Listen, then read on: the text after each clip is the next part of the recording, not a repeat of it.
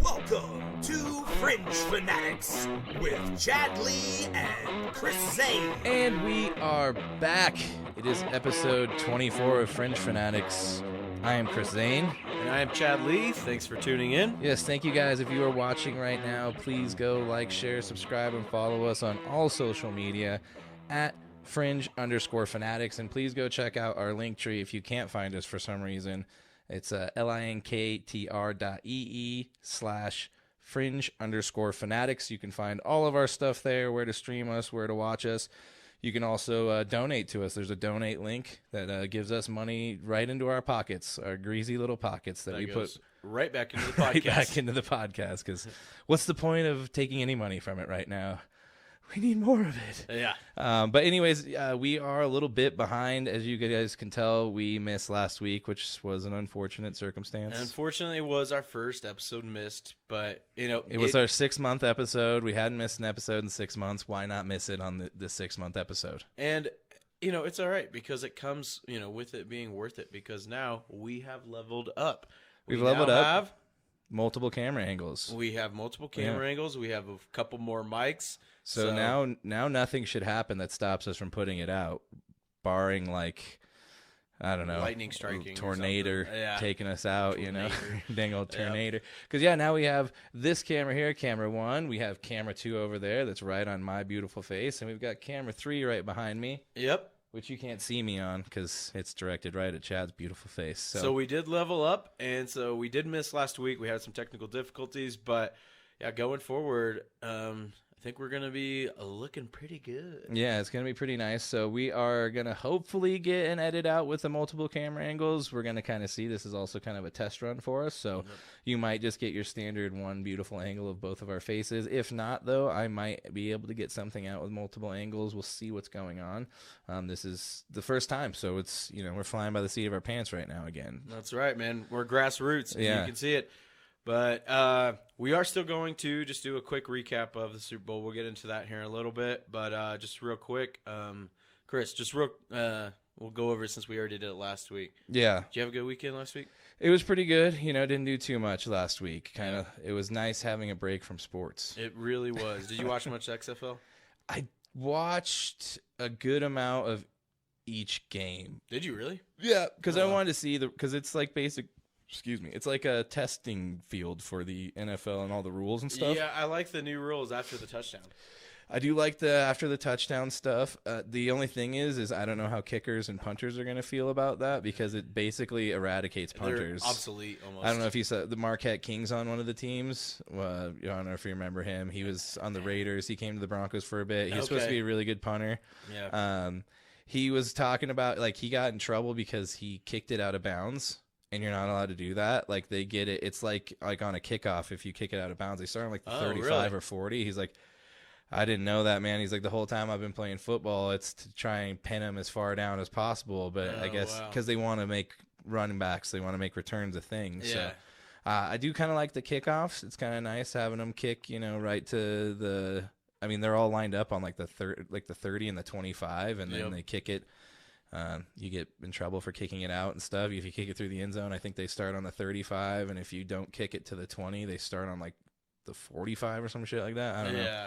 I don't know all the rules yet, but it's kind of cool. It is kind of neat, trying to check out these different takes on it because the XFL's tried before, and it's obviously failed 3 times now. Well, 2 times. 2 times. This is the 3rd time. And the first time was violent as fuck. Remember the first kickoff where it was like, we're gonna decide who gets the ball by who can run out there and grab first. it. That's like a little kid backyard move, man. But yeah, with this one, I think it's a lot. Of course, we got to mention The Rock is the one behind it. So yeah, The Rock and some other guy whose name I don't remember, but it's mainly The Rock. It's got a lot more foundation to it. I think a lot more structure. So we'll see. We'll keep you guys updated. There's a lot of NFL players. I mean, one of the main games I wanted to watch was the one with Paxton Lynch. the Denver I Broncos. hear he got benched. He got benched, yeah, and it didn't look too well for him. He's still not very good at football, apparently. Can't make it in the NFL or yeah, XFL. so it didn't work out in the XFL. He did throw a touchdown though to another former Bronco, Cody Latimer. Oh, okay, Which that's pretty cool. I guess he'd been out of football for like a year or two. I didn't realize that, but I did see AJ McCarron had a pretty good game. It was kind of cool. Yeah, he got all emotional Yep, afterwards. His with kids were there. Kids. Yeah. I saw his wife in the stands. Is his wife a celebrity? I don't know. I didn't see her. Does she look looks like a like celebrity? one. She might be on TikTok. Who knows? Quite pretty. Yeah. Good for him. Yeah, right. I mean, it's cool though, because I mean, these are guys whose a lot of their dreams were over. You know, like nobody wants them in the NFL. I mean, there's that punt returner. What's his name? Turpin for the Cowboys. Oh yeah. He was a USFL star that ended up getting signed out of that. So I mean, it's cool. I hope it turns into kind of like A semi-pro, basically. Yeah, it's never going to be NFL, but I mean, it's something fun to watch. And let's not shit ourselves. It's really just something else to gamble on. So that's the main reason it's back. It's legal to gamble on it now. XFL? Yeah, I didn't know. Oh yeah, dude. They've got running odds next to the teams the whole time. Yeah. Okay. Well, that's kind of interesting. I do hope the crowd picks up. I think obviously it's going to take a little more time once the steam picks up with it. But yeah. I was noticing the stadiums and it kind They're of looked like COVID little stadiums. empty. Yeah, I think the Houston one was the most full one because I think they were just stoked to have a team back. Well, that's like the second most populated, third or fourth most populated city too. So that was cool. See, I've heard talks about they might bring one to Denver. I mean, we used to have a really big arena football, the Crush that John Elway owned. That's kind of cool. Yeah. How was your weekend though? Friday you went to the movies. Yeah, we went and saw Ant-Man, which I will definitely recommend later. Yeah, we don't want to get too into it, but we that's won't. what you did. Yeah, that was good. It was nice having a weekend just off football because the Super Bowl weekend, especially for a Chiefs fan, is very stressful. It was crazy. Yeah, we're gonna get into that shortly. But yeah, it was just nice because I mean the NBA was on break, football was over. It was like the first time since NBA and hockey started up that there was a few days without sports on. It really was. Saturday I watched my Jayhawks. That's why I'm wearing this, and because of yesterday. So. Yeah, it was just nice getting a kind of a break from it. We, as you know, we have to move pretty soon, so we were checking out a few different houses. So, it was cool. It was a good weekend. Is it going good yet? Or we got any leads? Potentials, yeah, we got some really good potential leads. That's good. That's good news. So we're going to be in a new place soon. So that's FYI. It might look somewhat the same back here, but I think it'll look better. I think it will. Yeah, we're going to be upgrading. That's good. Yep. Well, on that note, we do got to go to a little bit of a somber thing. Our buddy Ken actually passed away. He succumbed to cancer. What was it? 2 Tuesdays ago. Yeah. And he's the reason why we got to upgrade, why you're seeing these cool cameras, why we're getting better sound. He really believed in this show, which I'm glad that we gave him something to believe in with this little show because it was really nice of him to allow us to use their equipment, and it's really leveled up the show. And his lady Nick is going to probably be helping us out going forward with any issues we have, and probably a little bit of editing as well. So they're still going to be involved. Midnight Pros is going to continue on with Nick, and she's going to be helping us run stuff here. They're basically going to be producing the show more or less on the back end, the post end, if you will. So on that note, this one's to Ken. We're going to miss you, buddy. We appreciate you. Thanks for believing in us. We're going to turn this show into something damn good now. We are. So let's do it, man. In his memory. In his memory. Cheers. Cheers. Good. Was that Pendleton? It was that Pendleton. I like it, man. Nice choice. So that's what Chris got because he lost the whiskey wager last week, which we'll get into now. Wait, hold on. Wait, what? Wanted to do a quick ad. Oh, yes. Quick Wanted ad. to bring up one of our first sponsors, Mark Martin Archery. Just wanted to mention them again. You guys in the southeast Kansas area or anywhere in the nation, he will ship to you. On the World Wide Web. Yep. If you need any adjustments or advice done to your bow, crossbow, longbow, new strings made, hit up Mark Martin, DM the podcast, and we could put you in contact with them. Well over 30 years of experience. Doesn't get any more experience than him and more expertise. Yep. Yeah, in one of the previous episodes when he was the sponsor, or not too long after, didn't he kill a big... Yeah, it was I think back in November, but yeah, he killed quite a big buck, and he got that European mount back recently. I don't know if you know what that means, but it's like instead of mounting the whole head of the deer where it looks like a deer head's coming out of your wall, yeah, it's the really cool where they keep the antlers, but they like boil all the skin and the brains off of the skull, and you just get this bleached white skull. And it's much more of a badass look. So, you get the actual like mount and skull rather than having a fake deer. Pretty much a fake deer. So one thing that always kind of freaks me out, and my dad has one. We should put it up in the podcast studio because it's a giant ass marlin. That would be cool. We should. Did he buy it or did he get it? No, he actually caught it in Mexico, and he has a dorado, the dolphin tuna fish. They kind of look Never like heard of one of those. They're strange looking fish. They have like a bulbous head and they're weird looking. Yeah. He caught one of those too down in Mexico on a deep sea fishing trip.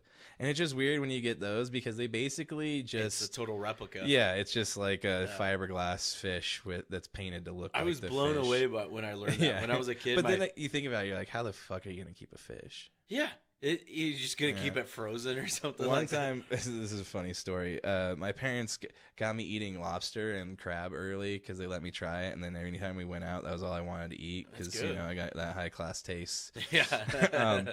But one time I took a crab claw to school and forgot about it in my backpack, and then like a week later my mom was like, what is that smell in your backpack? That's disgusting. It's a crab claw just rotting away. Because it's funny, you get them and they've got the little like tendon in them and you pull them and you can like shut it. I think I took it to school for like show and just tell to fuck around with it. Check this out. Your teacher's like, like thinking you're like a Jeffrey Dahmer kid, like fucking around with animals or parts. something. Yeah, man. it's okay.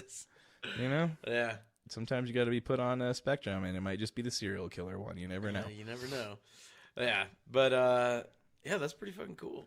Yeah. I never knew that. Yeah, when I learned that it was just like a replica of a fish, I was like, but that's not even the real thing. What? Yeah, it's just like and someone like painted it to look kind of like it. All it fucking is, man. I was like, okay, that's not quite the same, but cool. It's really not that cool. But yeah, I was gonna say we should get it and just hang it up in here somewhere. But we're gonna be moving soon, so we'll hang it in the new one if we can. We'll keep upgrading. Just out in my dad's garage right now, so yeah.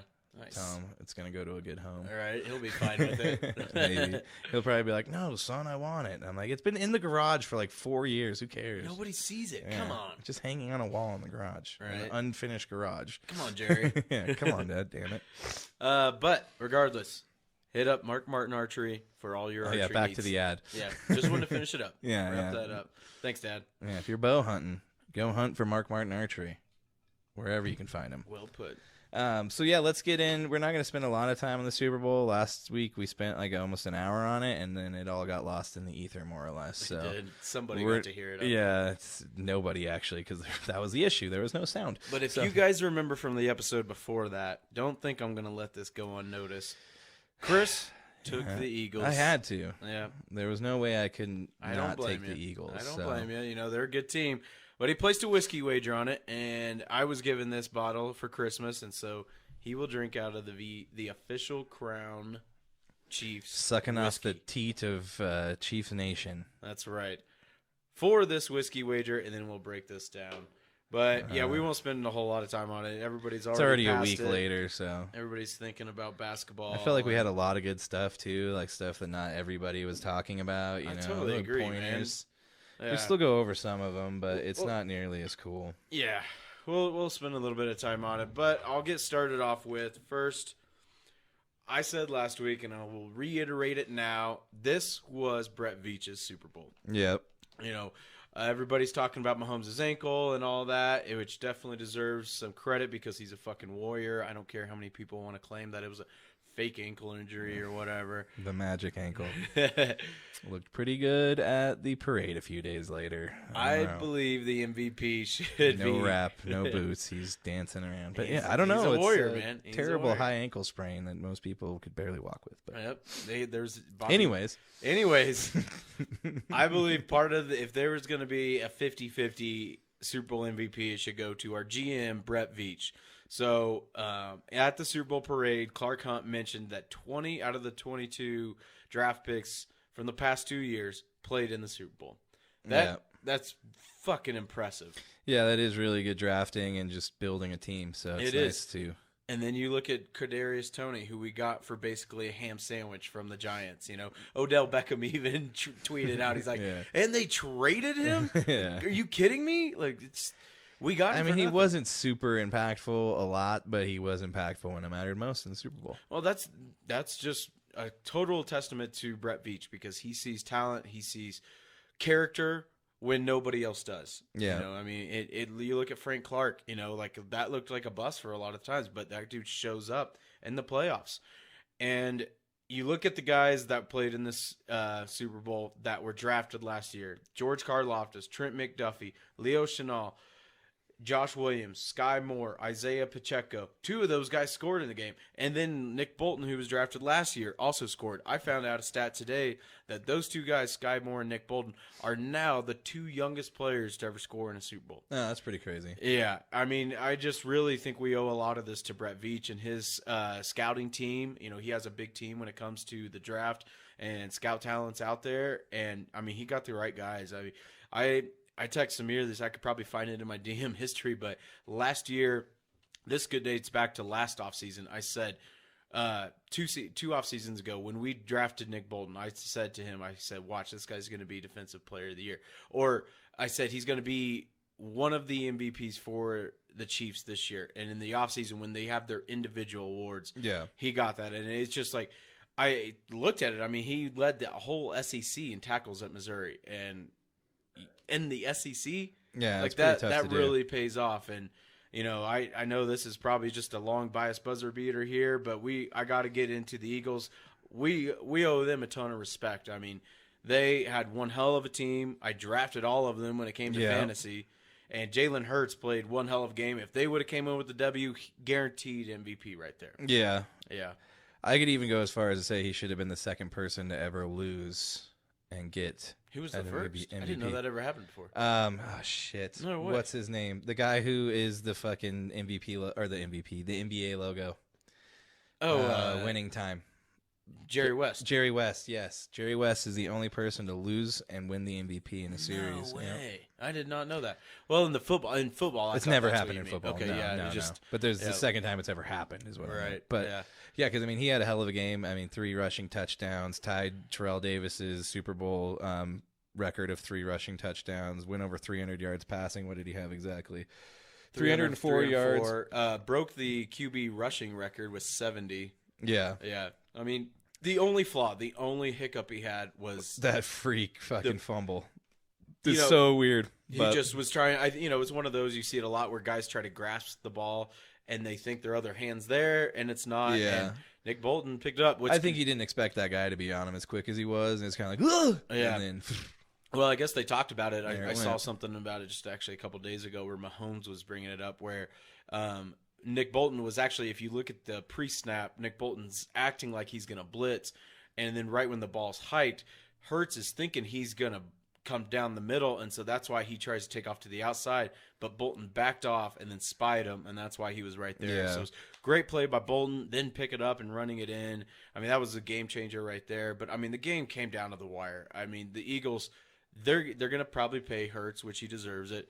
That team's going to be way different next year. They are. If you looked at their free defense. agents, their defense, they're going to be losing a lot of guys. And maybe Kelsey Bradbury, retires. they're not bringing back. I don't blame him. What's his name? One of the other defensive linemen, they're not bringing back. Hargraves, yeah. They're not bringing him back. Yeah, so. They have, I think it's like 10 or 13 free agents that either they're going to sign or they're going to have to let go. So I think that team's going to look a lot different. But regardless, I think they really have something there with Hurts. A.J. Brown and Devontae Smith, they're definitely going to still be there, and they are a devastating duo. I mean, they both had, I think, over 90 yards in this game. Yeah, Devontae Smith, 7 receptions, 100 yards. A.J. Brown, 6 receptions, 96 yards, and a touchdown. So almost 100 for both. Yeah. Over 200 for both of them. I mean, you got a huge guy in A.J. Brown that just is a big body to try to get around, and then you I can't do math. That's 200. It's 196 yards between the two of them. So well, it's funny. They both had a big catch of exactly 45 yards. Yeah, it's weird when stuff like that happens. Yeah. But, I mean, Dallas Goedert, another great tight end. I mean, it just shocks me, and I don't want to take away from anything with him, but when it comes to, and we'll get into the NFL news here shortly with, like, EB and stuff, but, like, it is kind of nuts that both their offensive coordinators who lost the Super Bowl, the offensive coordinator, I totally and the defensive coordinator, Stan Steichen goes to Arizona to be their head coach. Yeah. But the defensive coordinator, he I think he was a lot more coveted before the Super Bowl. Oh, big time. Yeah. Well, but I mean, he still got hired like what, a day or two later. Yeah. He was expecting. He's kind of a fucking weirdo. Oh, really? Why do you say that? If you watch any of like the behind the scene things of him, like once he showed up and signed his contract, the owner of the Cardinals was like, "Oh, Kyler's back there working out," and like he goes jogging back there. He's just like, he's super weird. And then at one point, one of the wide receivers, I don't remember who it was, he literally did like a pew pew pew pew pew pew pew to him, like when he first met him, instead of like shaking his hand, because I guess he's like, we're gonna be like throwing lasers to you the whole time. He's just very weird. That's kind of strange. Gannon, right? Yeah, I guess him, John Gannon, McDaniels, and Taylor, the coach of the Bengals. Zach Taylor. Yeah, they're all from the same. They're like all grew up within 40 miles of each other. Oh wow! They're just like putting out head coaches there for some reason. Yeah, football country there, I guess. But I think really though, one thing we didn't touch on it yet, but the real MVPs of this game was the Chiefs' offensive line. I'm glad you brought that up, man. Yeah. 0 sacks. 0 sacks. They were wearing the shirts at the parade. 0 sacks. Yeah, because Orlando Brown Jr. He tweeted it out. He said, "Put it on a T-shirt." And whoa, what happened? You got a hole in your lip? No, when I set it back, it was like bloop. A little bit flew onto me. I was shocked. I was so nervous because the Eagles were the team that had the second highest sack total in NFL history with 70. Yeah, I mean, they have that one package where 5 guys they put on the line more or less account for 67 of their 70-some sacks. I knew we had a good offensive line, but they had a really good defense. But the fact that we just, a lot of that is attributed to play calling too. I mean, it definitely was the offensive line too, but I mean, they were really good about getting the ball out quick, running some quick passes and just keeping Mahomes up on his feet. But yeah. Well, and speaking on Mahomes, I mean, he also broke the record of the MVP, regular season MVP curse. Yep. The last person to do it was Kurt Warner. Kurt Warner with the Rams.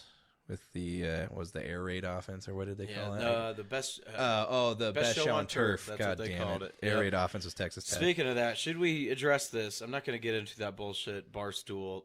Did you read it though? Oh, I read it, but there's no read validity to the numbers. When they bring up the 38% or something like that. There's some validity. Especially the thing that's the most so if you guys don't know, Barstool, there was an article that came out which that is basically said Barstool is not a credible source by any means. Barstool is now becoming like rivaling ESPN almost, not nearly as big, but I mean they're I'd up say there. Close to Bleacher Report, they're up there. That's closer. And they do a lot. Yeah, I mean they're pretty big, but regardless, they're really big in sports. If you're into sports, you know who they are. Yeah. But they put out a thing, and it turns out the guy in charge of the turf, I don't remember his name. Yeah. But he's a huge Chiefs fan, to the point where Roger Goodell has told him multiple times that you cannot be publicly this much of a Chiefs fan and do what you do. He was in charge of the turf. Turns out, when you look at the percentage of plays that Philadelphia players slipped on compared to the Chiefs, I believe, what'd you say it was? The Philadelphia Eagles slipped on like 30-some%. But here's my argument, man. Like Hold on. Wow. Oh that my scared God. the hell out of me. Do you want to try to take that? We'll fix that when we break. It's not that big a deal. I don't see a difference too much. No. Okay, man, but here's my argument is when I was reading that stat, because I had seen that maybe like a few days after the Super Bowl and stuff, but it's not by the NFL itself. I've never seen it by any credible source, and it was because somebody that just charted it, though. But that's just it. Okay. You just said it right there. That's just somebody that charted. Anybody could do that. Have you rewatched the game though? Have you rewatched it's looking at the game and they're charting the plays when they slip. No, because here's the thing.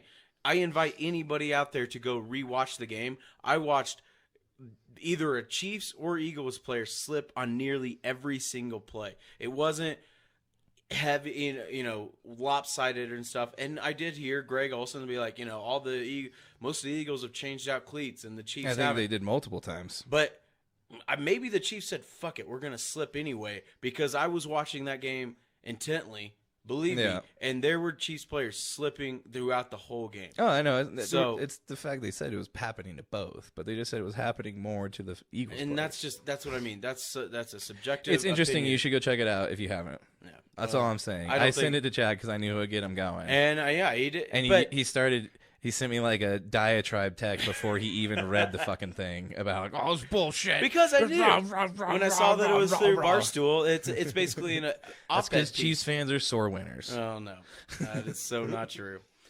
And the Eagles, they were interviewed about it too, and they all had noble answers on it. We both had to play on that turf. Yeah, they took the high road. But okay, let's get to the meat of it though. What the fuck is the NFL doing? Rolling out a turf that they've been growing for 2 years. That's we said this in the last episode that didn't get recorded. That'd be like the NBA Finals having to play on a slip and slide. Yeah, it's no different, man. Yeah, or like that trampolines. Remember that back on Spike? Spike TV. Yeah. I was just about to say. I used to watch that shit. Trampoline basketball back in the day. Yeah, it'd be like that. But yeah, it was stupid. Like we said, this, and it's like me. I mean, I talked about the refereeing being terrible on both sides. I mainly got Chad going just about the Chiefs, but it was terrible on both sides. There's multiple plays that it should have been called. I mean, a lot of plays that should have been called. There's only 8 penalties called in this game. That is really shocking, but it's an extremely low amount, and that was my point. If you're gonna not call that many, and then these guys can't be picking and choosing in crucial moments. They need to have a full-time referee group that is fully funded by the NFL, and they don't go be real estate salesmen and lawyers through the rest of the week and then show up and put games on the line that millions of dollars are being bet on. It's stupid. No, I definitely agree with that. And on the biggest stage, it was apparent with the refereeing and also just with the stupid fucking turf. Just to do that at the Super Bowl, dude, what are you doing? So embarrassing. Well, that's just it. Is Greg Olsen, when I rewatched it, because like I've said before, when I watch it at Don's, I don't get to hear much of the commentary, and so when I watched it again, I get to hear Olsen mention it, and he brought it up both of them, Burkhart too, I think wasn't that the other guy's name? I feel like they mentioned it 7 or 8 times, and that is so embarrassing for the league. I hope the league listens to this and takes an account of it, because even Olsen brought up how the Chiefs brought this to the league's attention on week 1, because after one of the times we scored our 45 points in that game, Harrison Buckkicker goes to do a kickoff and then slips, just like Jake Elliott did in the Super Bowl. And I mean, it's like we went 6, 17, 18 weeks and nothing changes. I mean, from what I learned, that was a new turf that they had been growing. That wasn't what the Cardinals played on all year long. Yeah, which is weird how they do that. I guess you just yeah. Well, I mean, I know how sod farms work, so I guess it's not that weird. But it is just weird. They're like, all right, we're bringing in new grass.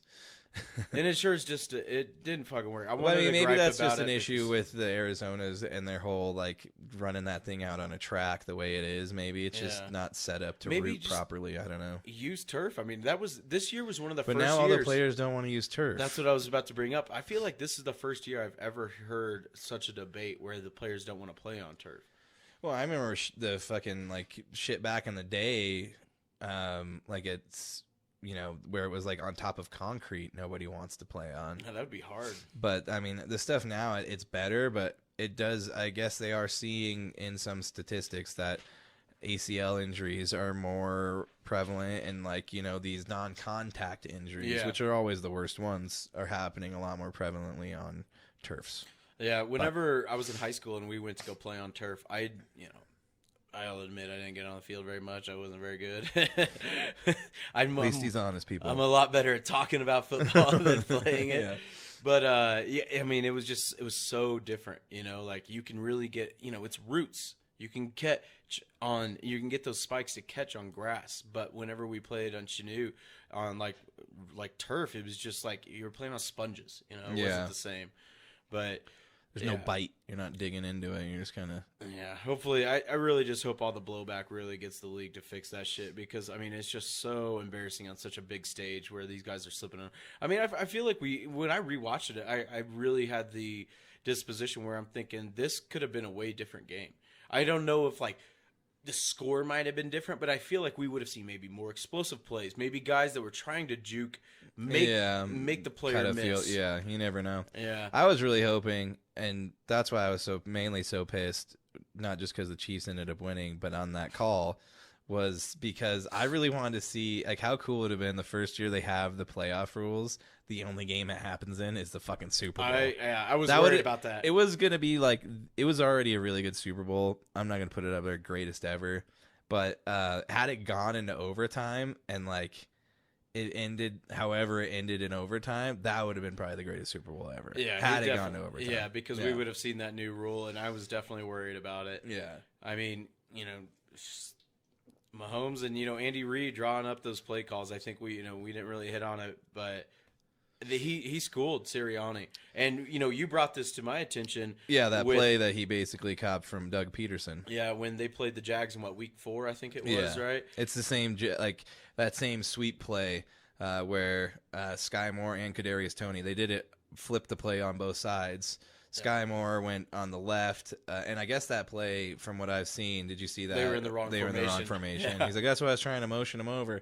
So I don't even really know if that's how that play is supposed to go, or he just ran. Well, I that think to it was cut just back. supposed to be. I think they were supposed to be flipped. I think Kadarius was supposed to be on that side, and vice versa. Okay, and that's why he was trying to. He originally goes like this, and he's like, fuck." Okay, yeah, you motion over. Yeah, he said. But basically, KT was like pointing over there. What we saw was in week 4, the Jags exploited this to where the Eagles are just really bad about passing off coverage. It's almost like in basketball where you're running like man to man, and a guy runs a screen, and then the other guy's supposed to rotate. Yeah, they didn't rotate. They didn't rotate. They were basically like, "Oh, you take it." Same fucking thing happened though, like to a T on all 3 plays. The one in week 4. I don't know if it's Bradbury, whoever it was, whatever cornerback is on that motion guy, starts running, doesn't look. He's running. Oh, shit. He's running right back to the linebackers, like waving his hands. And then the play happens and it's snapped, and the guy is already cut back, and he's wide open. And that happened both times to the Eagles. It happened in that Jaguars play. Oh, and it happened to the Eagles both times in the Super Bowl. And they were just wide open. And, I mean, it just really shows that, like, it's scheming. It's good play calling. That was I do want to say, though, I fucking hate that ring around the Posey play, and I hope they stop doing it.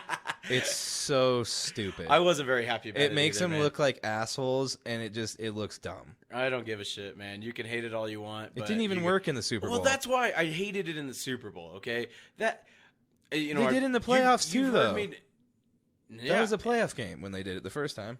No, the first time they did it was against the Raiders. Don't come at me with that shit. Oh, I thought that was against the Raiders, like week 18. And you're right. It was just like at the end of the season. It would have worked, but the reason we did that is because a couple years before. Stupid. It's stupid. You hate it because they're schooling them. It's backyard. It's not schooling them because it doesn't work. It worked, but it was a holding call that wasn't even a holding. It doesn't matter. No. It looks dumb, and they look like assholes. Well, the thing I disagreed with in the Super Bowl, because in that stage, like I had that debate with Samir. It's just like, it kind of makes it seem like you're making a mockery of it.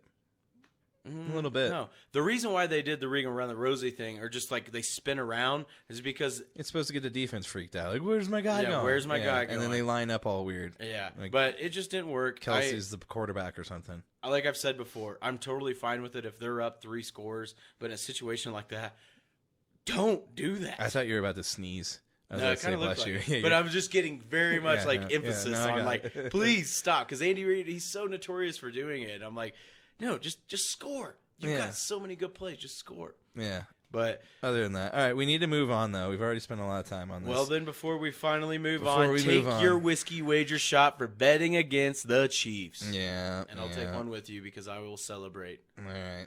3-time champion. Doesn't that tie the Broncos? How many? It would if the first one wasn't called a Super Bowl, because it wasn't.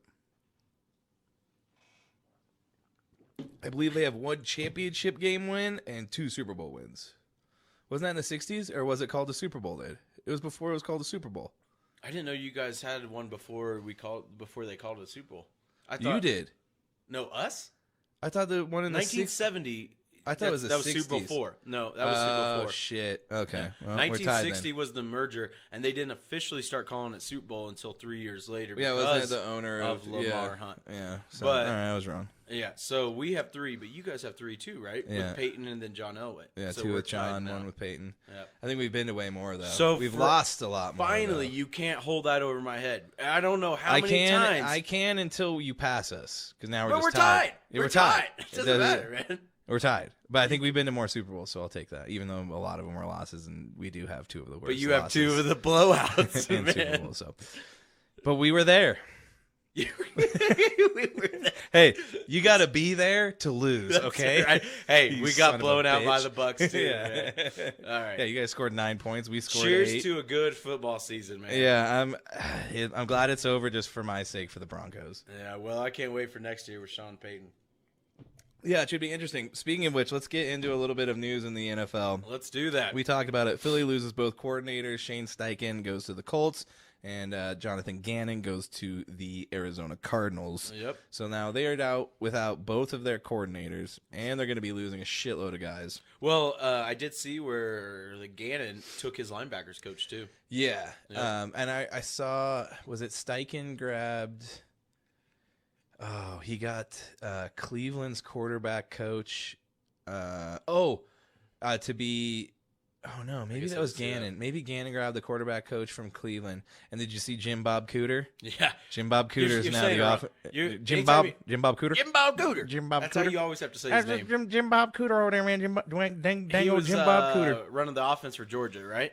Yeah, I think he was. And then was he in the NFL right now? Well, he was, but then that's what he was doing last year. Oh, okay. So yeah, he's back for the Colts. So Jim Bob Cooter, best name in football, is back. Definitely. So that's kind of cool for them, I guess. Do you think I don't he know. plays a banjo?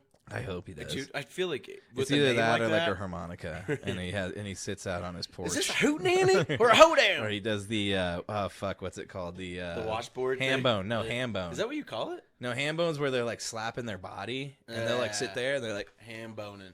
Yeah. ham bone. There's like some funny video if you Google ham bone, Well, and it's some guy slapping his body playing playing some crazy beat, and he's like ham bone. Yeah, it's pretty cool. Nice. Other than that, you wanted to talk about Eric Bieniemy. Yep. They circumvented the Rooney Rule. Yeah, I don't give a shit about that. I am just fine with the Washington taking a chance on them. I just think it's bullshit because it makes the Rooney Rule look like a joke because they're like, you're the offensive coordinator, but you can come here right now because we're going to call you the assistant head coach. That's what I guess I wasn't aware of that like they can be assistant head coach. You but can't. Well, what I was telling you is he couldn't make a lateral move just to a coordinator. He couldn't do it. The Rooney Rule won't allow it. And I think even then, we talked about this last week, I thought I saw Andy Reid said he wouldn't allow him to do it because it's a slap in his face. Yeah, I really think that I disagreed with that. Maybe I missed I that. thought I saw that something somewhere. Because I feel like Reid is doing this because he knows that the shadow that he casts, which believe me is a big shadow, physically and metaphorically. Yeah. And Mahomes is just so big that nobody really thinks that EB is any good without those two. And so I think this is a good opportunity for him to prove what he's got. Maybe it's not anything. Maybe it's it like is. I said, he's either going to excel. I don't know how he's going to excel with fucking Carson Wentz and it's not going to be Carson Wentz. What's his name? Sam Howell. Sam Howell. Dude, he's I thought it was Howard. you can't forget about Sam Howell. Oh, dude, he's a fucking all-pro. Yeah. Wakes up pacing excellence every morning. He's got a rough go. They've got weapons there. They just need a quarterback, and they've got a good defense. I wonder they if just they're need a going to quarterback. maybe draft somebody, but I don't know. Maybe Rodgers goes there. Who was it? The Commanders plays. That would be nuts. That's one of the places they're talking about. He's going to the Raiders, man. Yeah. Let's put a whiskey wager. I don't give a shit, dude. He doesn't have a choice. Well, he's got a no trade clause. I believe he does. But yeah, I mean, Green Bay could decide to keep him if they wanted to. I think. Nope, it's all up to him. That's the whole thing with this new contract that happened last year. I don't think he gets out of it though. No, but whoever brings him on has to take that $50 million. Oh yeah, that's the thing. Yeah. Yeah. But I believe that was the whole thing with this new contract is because that's why he was holding out last year is because he wanted to be paid $50 million a year. That and if he after this year he wanted to decide where he went basically if he didn't want to stay in Green Bay. He had a chance to go anywhere he wanted last year if he really wanted to. Yeah, but he wanted to try I feel like one he more made year. it harder by signing that extension. I totally agree. Yep. But whatever. Either way, I believe, and see, I hate this because I've seen so many different national pundits out there just give EB and the Chiefs a hard time because of this and stuff, and I don't think they quite realize that. You know, we've heard the rumor that he doesn't interview well and stuff like that. Clearly, it must be something. It's got to be something, but I believe what a lot of it is just you know, it came out in concrete form whenever Travis Kelce did that podcast a few weeks back on his, when Jason asked him, who really is the offensive coordinator? Who calls the plays? And he admitted, he was like, it's Reed. He said there's times where I would come out of the game and they would, Reed would tell me, what are you doing? This is your play. And so that's when Kelce admitted, like, it's him calling the plays. Obviously, EB has a lot to do with it. I think whenever I watch the games, I obviously don't know shit, but it seems like what he's doing is helping scheming up the next play that might get called or something. Yeah, I think he probably brings, and usually what those, like, if you have a head coach who is a coordinator more or less, and then you have a coordinator who's like, whoever it is, if you have a defensive head coach and it's a defensive coordinator, that guy's basically an assistant. And usually what he's doing is relaying what formation they're in, what base formation they're in, what they run out of that, and like giving that to the coach. So then he knows, like, okay, they're in, whatever nickel, and they're, this is what happens in nickel on third down with them. Like, that's usually what, they're getting like there's so many fucking coaches, but that's usually what happens in that situation where it's just like, you're usually just feeding him more information so he knows what play to call next. Yeah, I totally agree. Which you're probably right. He probably does, like, I think we should run this. Yeah. But regardless, if you've seen in the past couple of days all the support that he's gotten from ex-players and current players, because Shady McCoy, who we had on our McCoy, who we had on our team for a little bit, even when that shit happened where I think they got into it last year, the Bengals game, I think Shady came out and had he said something then too, and he was just like yelling at him. But it was funny because I think it was Tyreek that had maybe the best tweet for this. Just to give you a quick rundown, like LaShawn McCoy, running back that the Chiefs had for a short amount of time, didn't really get any playing time. He's really notorious for holding the ball out here. Yeah, he just doesn't tuck the ball in like you're supposed to. I hate that shit. It's so dumb. He holds it like a loaf of bread or something, and so he didn't even get on the field really ever. And so EB, who is used to be the running backs coach and still has a lot to do with the run game, never played him. And so he was vindicated and obviously clapped back at him and just like trying to throw shade at EB.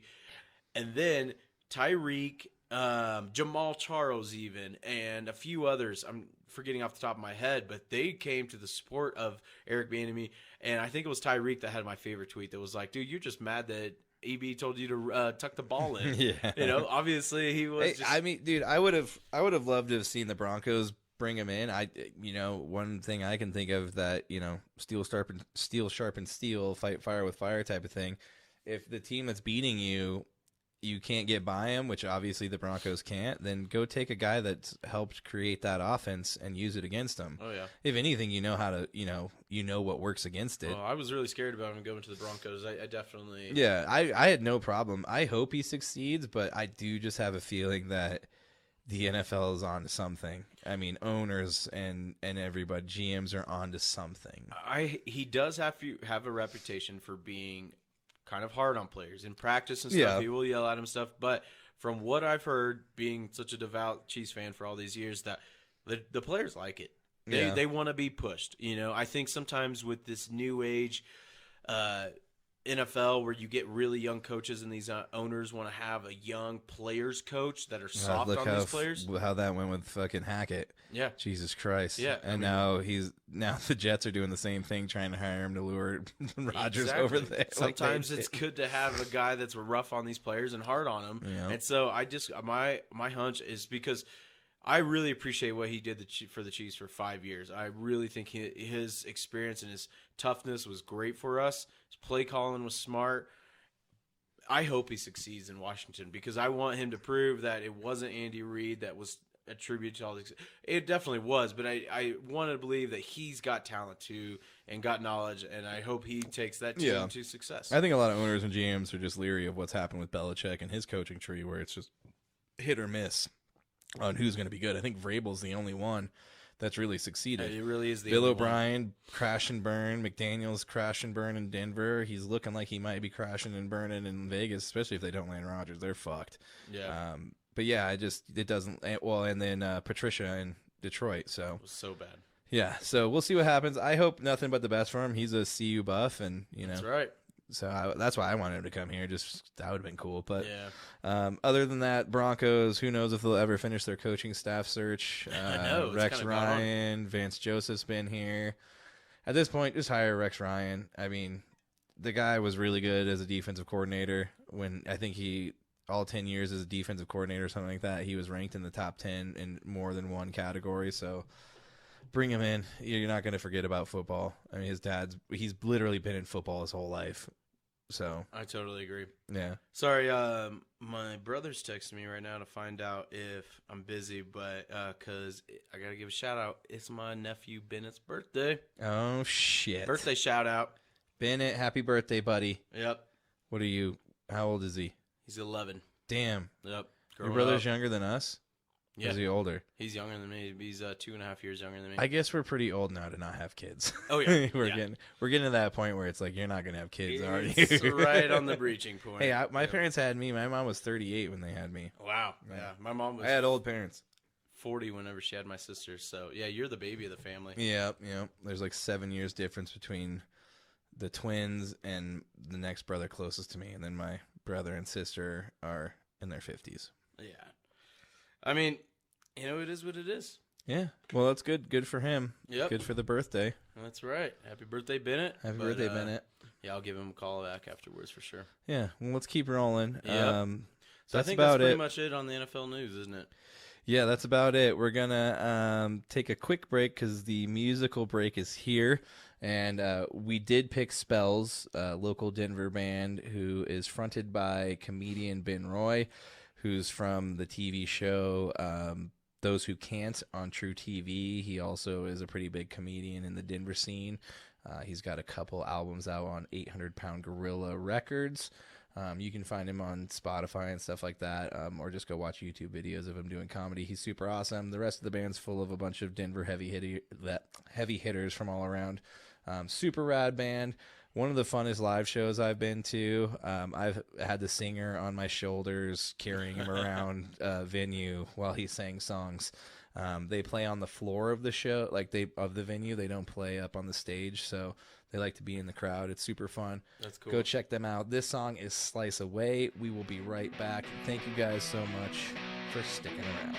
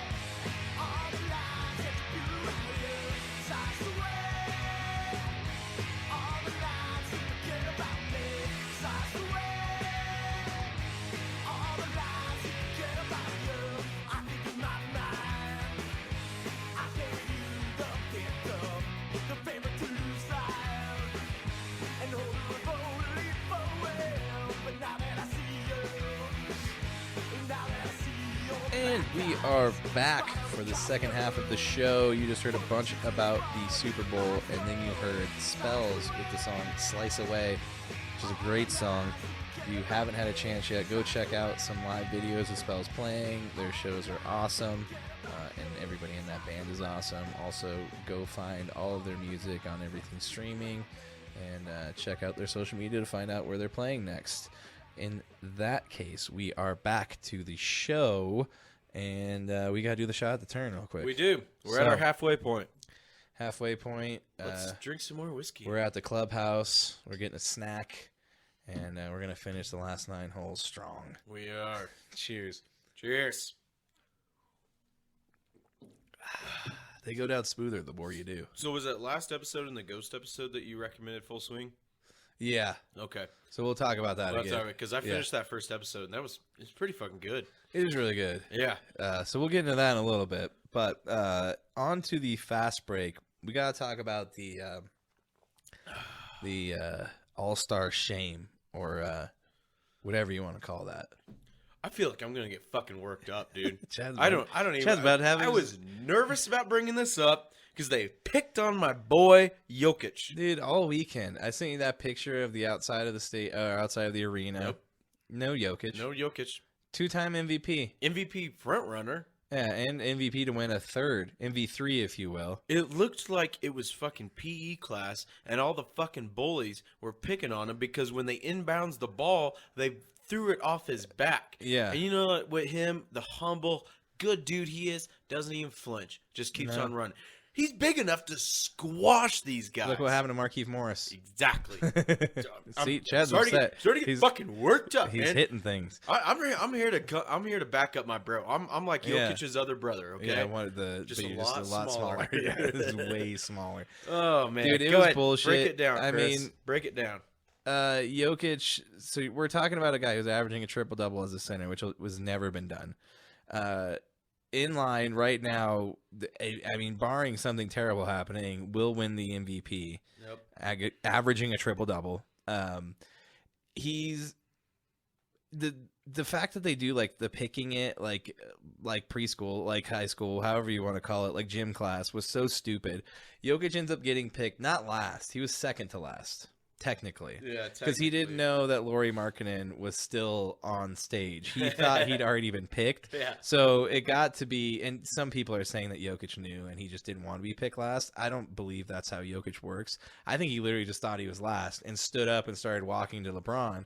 Well, LeBron sees that he's walking to him and he's like, oh shit, I guess I'm picking Jokic. Yep. So then he goes off and he's like, I'm going to pick Nikola Jokic. And then pulls the mic away and then says, oh, the Joker.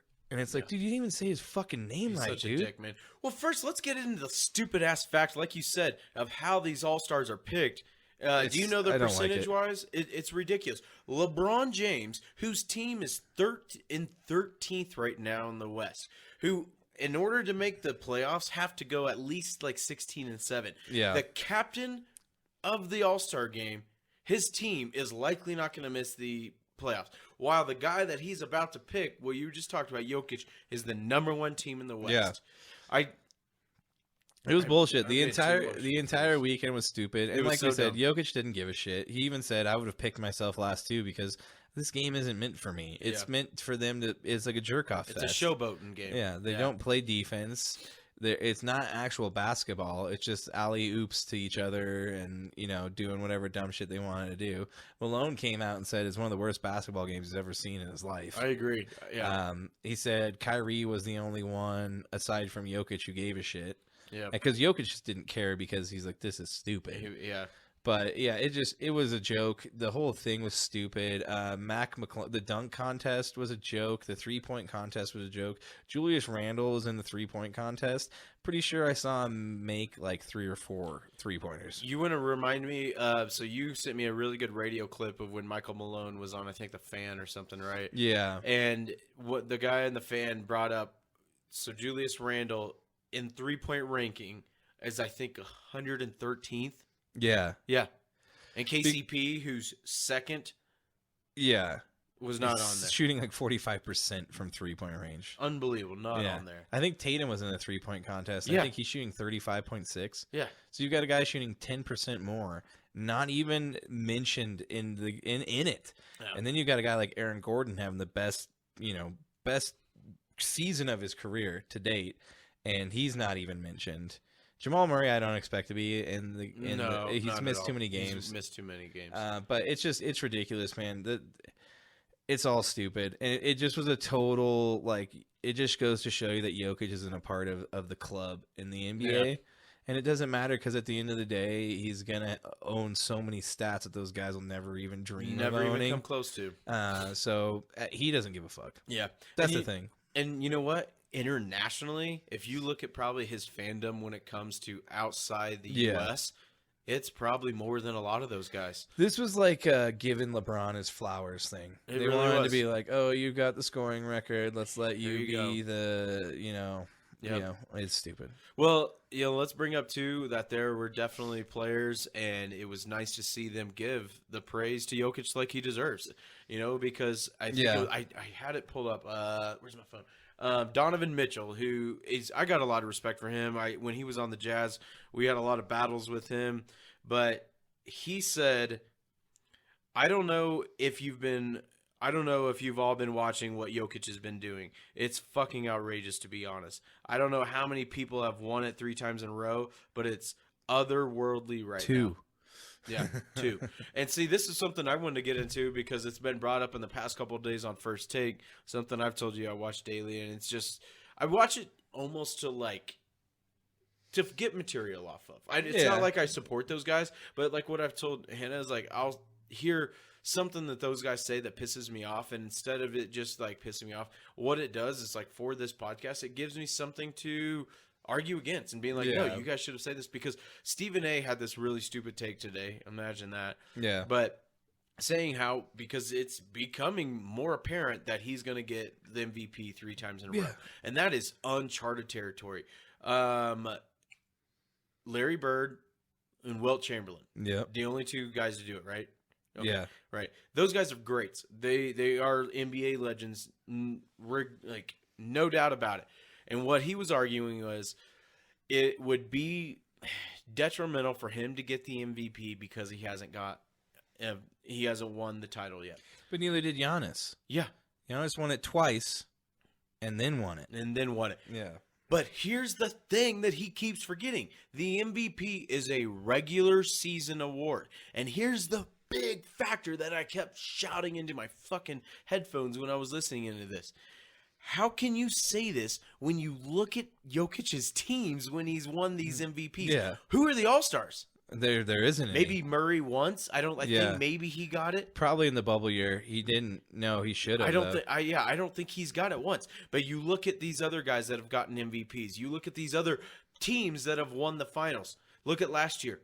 Curry with Klay Thompson, Andrew Wiggins, Draymond Green. You look at the year before that. I mean, the Bucks. You got Chris Middleton. You got Drew Holiday. They have all-stars on their teams. Jokic is carrying this team. Finally, this year, they have a great supporting cast. Yeah. And so that's what – it just pissed me off so much that he's going to say, oh, I don't know if he deserves to get it 3 times because he hasn't gotten – he hasn't won it all yet. Look at the cast around him. Every other team has a super team. Yeah, it's ridiculous. And the fact that he didn't have anybody at the All-Star game with him just further proves the point that he should be the MVP. He should be. Yeah. The Nuggets were completely shunned this year, and I really, as pissed as I am about it, it gave me some solace when I see the media blow back and just criticize the All-Star game for being such a joke. I was like, all right, yeah, that's exactly what it was. Yeah, it just. It needs to stop. The game was stupid. I don't know if they need to change the whole thing and make it like one-on-ones. Actually, Derek Wolf was talking about that today. He's like, make them play one-on-one against each other to 10 maybe or something. 3-on-3. I mean, something. Ice Cube's 3-on-3 gets a lot of attention.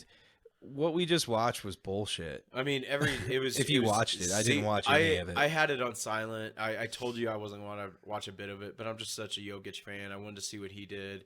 And, he facilitated. He did what he did. But, it was an embarrassment because there's no defense. These guys are taking up half-court threes, and it just became – There was that video of, was it Tatum or somebody dunking and LeBron's up in the air, and he just, non-reacting to it as he dunks behind him. It's just dude, this is stupid. It was first thing Monday morning on First Take. They were talking about just what of a joke it was, and it really did make me feel better about how they treated the Nuggets, because it's like, all right, you want to treat the number 1 team in the West like that, but then this is how it pans out for you guys. This whole competition's a fucking, especially the slam dunk contest. I mean, McClung, I'll definitely give him credit. He did. He had some awesome dunks, but the guy's not in the NBA. This is an NBA All-Star game. Yeah. Are you fucking kidding me? Yeah, the guy's not in the NBA. He's in the G League. Yeah, Mac McClung. And did you see that he made, I think in his career, he's made 106,000, what did I write down? It's 106,200. Oh, he made $6,352 less on that $100,000 bonus that he's made in his entire career. Jesus. So he's made $106,352, and he won $100,000 for winning the dunk contest. Wow. But it's going to show you bring a guy from the G League, and you have Aaron Gordon, who won the dunk contest at one time, and said he wanted to do it if he was made an all-star. Yeah. and they don't give it to him. But that is a bullshit thing about having the fans vote and it weighing that much. That's what I'm saying. They've got to fucking change this. I mean, and I don't even really trust it if they give it to the writers or the players. I just don't know, man. I think it's like the Pro Bowl for the NFL and stuff. Like they just need to rethink things. I mean, maybe just name it. Maybe just have like a, like a 3-on-3, the 3-point slam dunk contest, and that's it. But either way, it was a joke. So I guess Jokic would be the fourth straight to win 3 straight MVPs. Is Bill Russell, Wilt Chamberlain, and Larry Bird. Okay, I thought I guess Bill was in there too. I didn't. Yeah, I forgot about Bill. Who to me is the GOAT. Yeah, and I think he always will be. Yeah. Next, there you go. Chris, what shirt are you wearing? I see a guy. It looks like a Hank Hill almost character. This is a band called Girlwood that we played with a few years back. Show it to the cameras, dude. Well, that camera can probably see. There we go. Yeah, it looks like a Hank Hill type of Bill character. Dotrieve. Bill Dotrieve. Yeah. And then it says Daddy on the bottom, and it's pink. Because I realized I've got a lot of shirts I don't wear, and I wear mainly black. But like this show's given me a reason to delve into the closet. Yeah. And then that way, if I wear it, Meryl can't make me put it away. So you can't throw them away if you wear them. Can't put it in storage because I wore it one time on the podcast. So yeah, I haven't worn this shirt before. I've owned it for probably 3 years. So. That's awesome. Now I'm wearing it. I've made it. Yep. A couple other things. Games resume Thursday. Nets extend coach Jackie Vaughn. Sounds like he's going to get another year to keep going. I mean, they're in 5th place. The Celtics extended, what's his face, too? Oh, I can't remember his name. Right now either. The interim coach for Ime Udoka. Yeah, god damn it, I can't think of his name. But he deserves it. He definitely does. Seriously, to keep going the way they have, it's pretty good. Other thing... Hawks fire coach Nate McMillan today. Yes, I saw that, man. Yeah, Trae Young finally gets his wish. Yeah, they fired that bastard. Yeah. But Trae Young will probably be gone next year, too, so we'll see what happens. Yeah, very true. But the Nuggets take on the Cavs Thursday night. Yep, they do. So let's get into the Eastern Conference while we go through this fast break here. Boston at 42-17. Tatum drops 38, 24 of which were in the third quarter as the Celtics beat up on the Pistons 127-109. They are back to full health as Al Horford had 11 points and 7 rebounds, and the reigning Defensive Player of the Year had 9 points, 7 rebounds, 6 assists, and 6 steals. That'd be Marcus Smart. Yeah. So. He had a really damn good game on both sides of the ball. Brogdon had 25 coming off the bench. Derek White finishes with 11 points and 6 assists. The Celtics kept rolling right into the break. They take on the Pacers Thursday night. I didn't realize that Derek White was from Colorado. Yeah, he's a CU guy. Yep, that's pretty cool. Yeah, he's pretty cool. Pretty cool guy. I wish we had him because he went from the Spurs to the Celtics, and now he's just balling it out. Let's move on to the second place Bucks in the Eastern Conference, sitting at 41-17. Oh shit! What the hell? Oh, on Thursday before the break, Giannis becomes the all-time assist leader for the Bucks, and injured his wrist on the same play in the second quarter, which didn't hinder him too much in the All-Star game. It looks like. Yeah, they're going to sprain ligament. Yeah, ligament. I think he'll be all right. It didn't matter as Brook Lopez scored his season-high 33 points, and Javon Carter's 22 and Jrue Holiday's 15 points and 9 assists power the Bucks to their 12th straight win against the Bulls as they enter the break right behind the Celtics. They've won 11 straight, right? That was their 12th. Bucks. Oh, that was their 12th. Their 12th, okay, thank you for correcting me. Yeah, you're welcome. I will, because you correct me all the time, you son of a bitch. That's what we do. Third place, you got the 76ers at 38-19. They break the Cavs' 7-game win streak before the break, 118-112 in Cleveland. Embiid scores his 10,000th point as he goes for 29. Harden added 19 points and 12 assists to lead the 76ers to their 4th straight before the break. They did watch a 28-point lead in the second half dwindle to 4 with 90 seconds left, but managed to seal the game with 13 straight free throws because we all know the 76ers get them damn free throws. Yeah. I think that's about half of Embiid's points. Philly pays off the rest. Bastard. Didn't work in the Super Bowl. In 4th, you've got Cleveland sitting at 38-23. In 5th place, you have the Nets 34-24. And in 6th place, you have Miami at 33-26. Moving to the Western Conference, we have the first place Denver Nuggets, 41-18. The Nugs take down the Kyrie-less Mavs. Oh my God, I'm thinking about the Avalanche. The Kyrie-less Mavs, 118-109 last Wednesday. Jeff Green, a.k.a. Uncle Jeff, had his season high with 24 points, and the Joker notches his 21st triple-double of the season with 14 points, 13 rebounds, and 10 assists. Let's not forget MPJ hit 5 3-pointers in that game. He played good in that game. He did. Yeah. Wound up with 22 points. The Nuggets now have the NBA best 27-4 record at home. Yeah. So they're winning a lot at home. They're winning a lot just in general. I think that was their best start before the All-Star break. Yeah, the first time they've had over 40 wins before the All-Star break, which is super huge. Dude, isn't it so weird that there's only like 23 games left in the season? Yeah, that's what we were talking about, and I think we were so confused about. We thought the All-Star break was supposed to be like 2 or 3 weeks ago. Wasn't it always at the halfway point up until this year? Or am I fucking losing my mind? No, you're right. But you know what I think did this? The Super Bowl. The Super Bowl being a week later than it normally is. It pushed everything back. I think that's why. It's because of the ratings. I mean, you look at like a Week 6 Sunday night game could have higher ratings than an NBA Finals game. Oh, the NFL will own out of 100 of the highest viewed things watched on TV. The NFL probably has about 90 of them. Yeah, I think they called that the most. That was the highest rated Super Bowl yet, I believe. Yeah, I think there's 113. 110, I think. Yeah, something like that. And then for the Super Bowl halftime show, it jumped up to like 150 and then went back down. I don't blame them. Yeah. Rihanna. Riri. Yeah.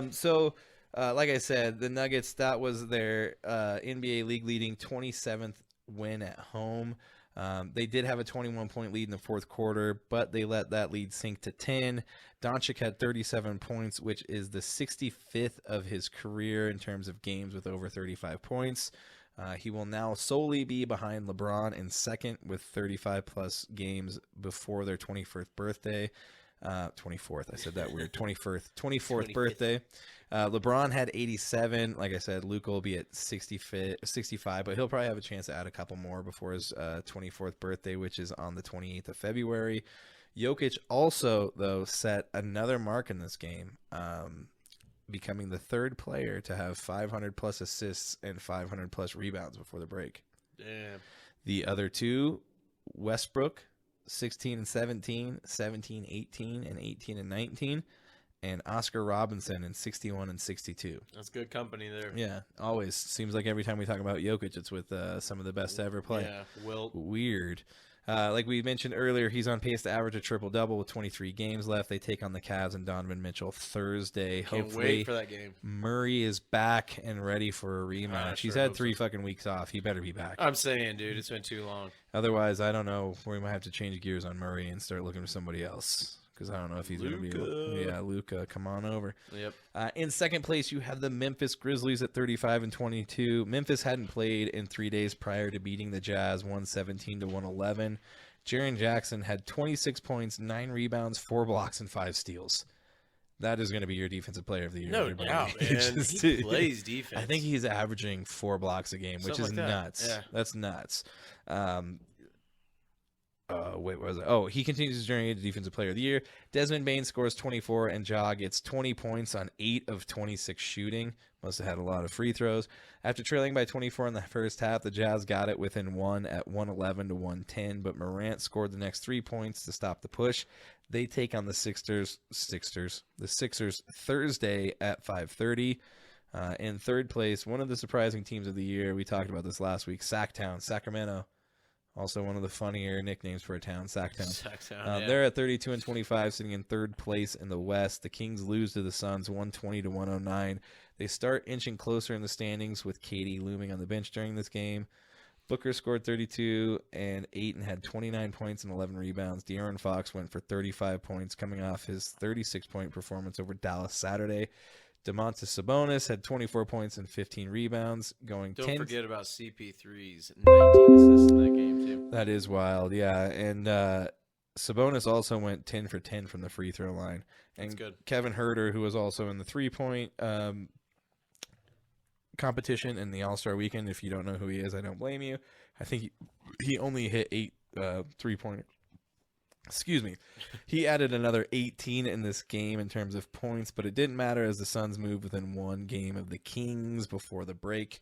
In 4th place in the West, you've got the Los Angeles Clippers. They did move up 33-28. 5th place, Suns sitting at 32-28. In 6th place, you've got Dallas at 31-29. And that's going to wrap it up for the fast break as I fly through all that. Very nice. Well done, sir.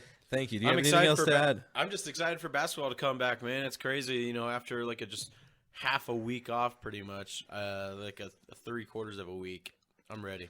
Yeah, and it's going to be wild. Like we said, 23 games, dude. That's going to happen fast. So it's literally going to be the playoffs, before we know it. Right around the corner. And I'm looking forward to it. We're going to have to try and go to a playoff game. I don't know how we're going to do it, but we're going to have to try and go. Well, I'd like to at least just go for a game, too, because now that football's over and the All-Star is over with, I was actually looking into games today, so we're going to make this happen. All right, we're going to do it, and if anything, we're going to set up out there, God damn it, even if it's just the one camera. Yeah, I was gonna say we got a lot of shit to bring, now. So it might just be the one. We'll try. Lights. That's gonna be a whole other thing because basketball games happen at night. Yeah, that's gonna throw a wrench in things. We'll Damn it. See. We'll see we how just that do goes. A Facebook Live or something. Yeah, there's a lot of moving parts now. Yep. Anyways, that's gonna wrap it up for the fast break. We're going to move into the penalty box. Chad's gonna get a 5-minute major for talking shit to me earlier. So he's in the penalty box for the next 5 minutes. That's perfect. I gotta pee. Hit it. Okay, please. I'm gonna take it over. In news in the NHL, Ovechkin did miss some significant time due to the death of his father, passing at 71. He should be back this week. In other news, the Avs, man, they cannot catch a break. They suffer another huge blow after losing Makar for 4 games. He comes back and plays against the St. Louis Blues on Saturday and gets another concussion. He will be out for who knows how long, especially after getting another concussion that soon after a first one and everything that happened with Tua Tagovailoa. I said that weird, Tua Tagovailoa. With everything that happened with him, I think we're going to see a lot more impetus put on head injuries because these things are going to start happening a lot more frequently. And then, you know, once you have one, they happen faster. So that's a terrible loss for the Avalanche as he is one of the top 5 players in the league. They also lose one of their best defensemen, Eric Johnson. He broke his foot blocking a shot. So he's going to be out for a significant time, probably 4 to 6 weeks. What else do we got? That's it in terms of news. There was a couple of signings that we talked about last week, but those are old news now. We are going to move into the Metropolitan Division.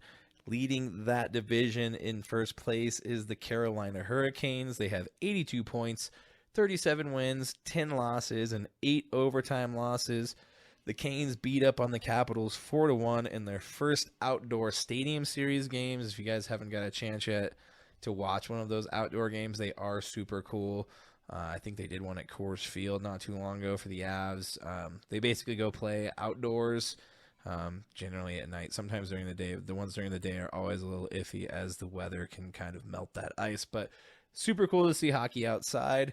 They did win this was their first game outdoors as the Carolina Hurricanes. They played at Carter Finley Stadium. The sellout crowd watched and partied as Martin Necas had a goal and 2 assists, and his line mates Jesperi Kotkaniemi and Tuovo Teravianian each had a goal and an assist for the Hurricanes. This is their 3rd win in a row, and they are now 12-1-1 in their past 14 games, going back to January 12th. They take on the Blues tonight. Chad, I just had to say some really hard names, and I'm pretty sure I butchered them. I almost said a slur at one point, I'm pretty sure. Well, you're lucky I wasn't here to correct you. So Martin Necas, which almost sounds like a slur, and then Jesperi Kotkaniemi and Teuvo Teravianian. Dude, hockey names are so hard. Dude, it's wild. It's nuts, man. I should have probably Googled how to say those before. Got like the Google Translate to say them to me. Yeah. Needless to say, those are some tough names in the Metropolitan Division. I think those are the hardest names tonight. In second place in the Metro Division, New Jersey Devils, 79 points, 37-14 with 5 overtime losses. In third place, you have the New York Rangers, 75 points, 33 wins, 15 losses, and 9 overtime losses. That's going to move us to the Atlantic Division, which they have the first place Boston Bruins, who are the best team in hockey right now. They are slaying everybody.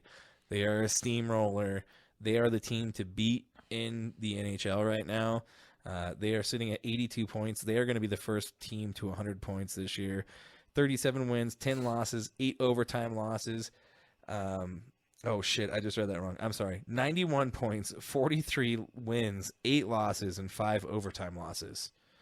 So one more time. 43 wins, 8 losses, and 5 overtime losses. 43 wins and 8 losses. And those overtime losses, so that's another 5 games. You get a point for that. So they've got almost points in every damn game. That's got to be breaching on history as far as like best NHL record. Yeah, right? they're probably gonna break the record this year. That's crazy, dude. Which is super wild. And they kept rolling on Monday. They take down the Senators 3-1. Pasternak scores twice, including his 40th goal of the season. Charlie McAvoy had 3 assists, and Linus Ullmark made 30 saves for Boston to net their 4th win in a row. The Senators had won their last 2 games against the Bruins this season, a regular time win and an overtime win. The Bruins finally got over that hump with the Senators, and they take on the Kraken on Thursday. In second place in the Atlantic, you have the Maple Leafs at 76 points, 34 wins, 15 losses, and 8 overtime losses. In third place, you have Tampa Bay. They just lost the Stanley Cup last year, if you're not aware of that, to our Avalanche. They have 73 points, 35 wins, 17 losses, and 3 overtime losses. Moving into the Central Division, where our Avalanche hang out, in first place, you have Dallas Stars with 72 points, 30 wins, 15 losses, and 12 overtime losses. That's a lot of fucking games to go into overtime. 12, that's nuts. Yeah, that's a lot.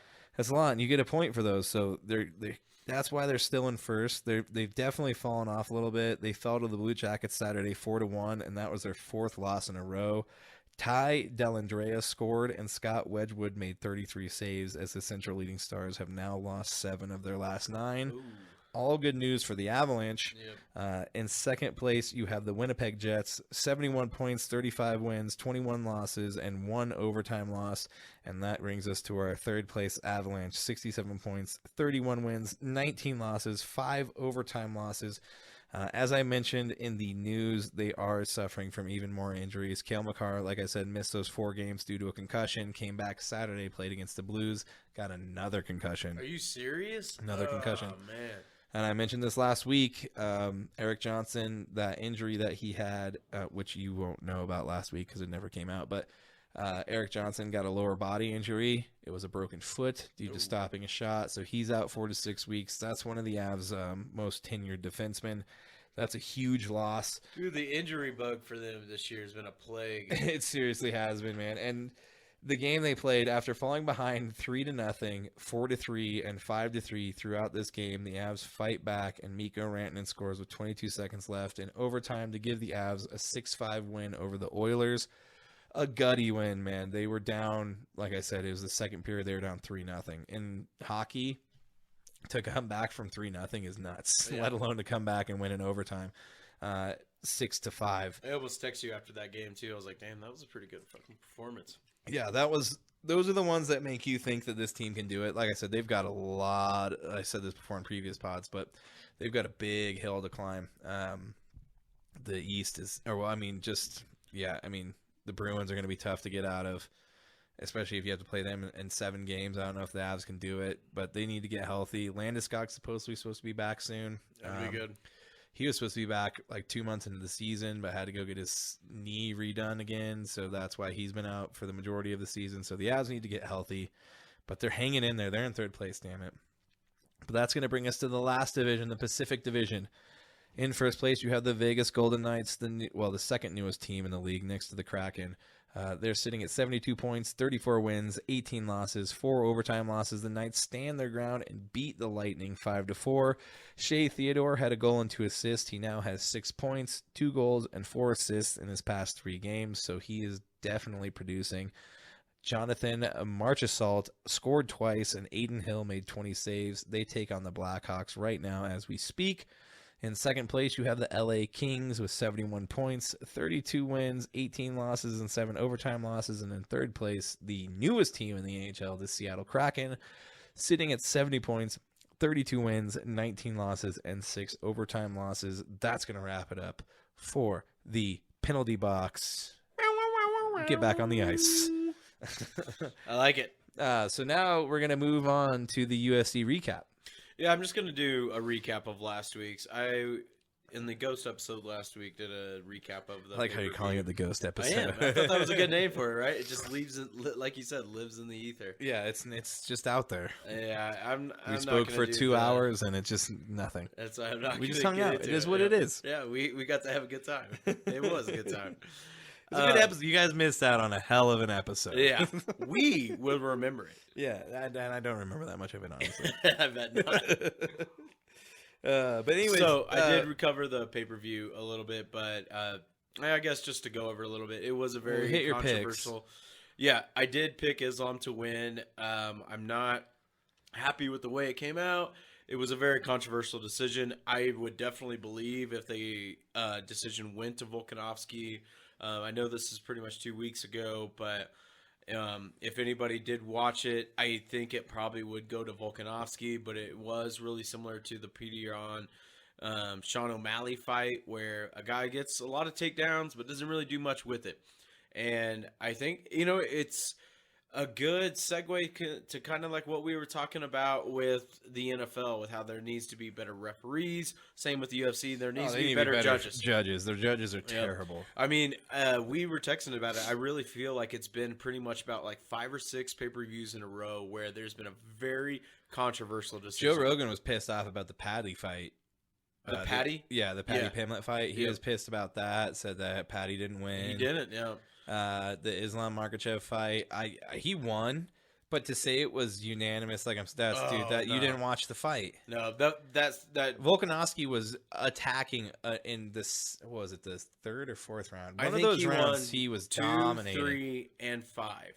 I rewatched it and I really think Volk won that fight just because Islam. You really look at the didn't do damage, much. dude. If anything, you go off the damage. Yeah, I think that needs to be a bigger factor. If you look like you got your fucking ass kicked, you got your ass kicked. It's a fucking fight, man. Yeah. And because of football, where's the damage? The scoreboard. That's how you judge the damage. In a fight, you judge your face or your body or something. Yeah. And, Islam was beat up, and Volk was sitting there laughing at, He was talking shit, though, through some of the rounds. It was great, He was talking shit to him, just like, this guy looks like he's winning the fight. If anybody didn't know, this is a fucking short Aussie dude that literally swims with sharks for fun. So pressure sounds like an Australian guy. It's like all of them. I think he used to play in a semi-pro rugby league, and I will always concede that rugby is the toughest sport. There is no doubt. Those guys are nuts. Yeah, that sport is way tougher than football because those guys don't play with helmets. They don't play with fucking pads. I mean, have you seen that new league? Not to totally digress, but there's like a new. It's obviously semi-pro. It's not pro. It's a padless football league, full tackle. No, I have not seen this. I'm gonna have to try and find it, dude. These guys light each other up, but it's not like. But the thing is, though, none of it's with your head. I mean, these guys are getting like full on, full speed, like shoulder to chest. Yeah. But nobody's hitting with their face, because you don't have a helmet on. Right. So, well, see, that's something that Rogan's petitioned for a long time. Is that like there needs to be. With the gloves and stuff, there needs to be a revamp of the gloves because when you have this kind of like scapegoat, you can go all out. But if you don't have that, then you can kind of... So you're saying he wants it to go to bare knuckle boxing? He used to believe this. He really did. But the thing of it is now that BK's BKC. KFC. Now that KFC has all their 11 herbs in space, I totally always fuck this up. I think it's BKFC. Yeah, it's the bare knuckle. I can't watch it, dude. Championship. It's nuts, man. It's like back in the day, like when I'm sure you probably had friends and you used to watch like felon fights, YouTube or bum fights, shit like that. Yeah. I couldn't watch it, man, because you would see guys that were knocked out clean, or just any fights with fucking what's his name? Oh god, Kimbo. Yeah. Slice. Yeah. I mean, that one where that guy's eye looked like it was coming out. That was a wild fight. I really think that I am morbid and desensitized, but I am not, because I am. But yeah, I know you are. I don't know. I send Chad shit all the time. He's like, I don't want to watch this. I'm like, you should watch it. Anytime there's a football injury, I think it's a contest who can send faster the close up of the injury fastest. Oh, and we mentioned him on the last episode, but I want to keep talking about. I want to tell people about that doctor. Oh, good call. Like that is a really good guy to follow. He really is.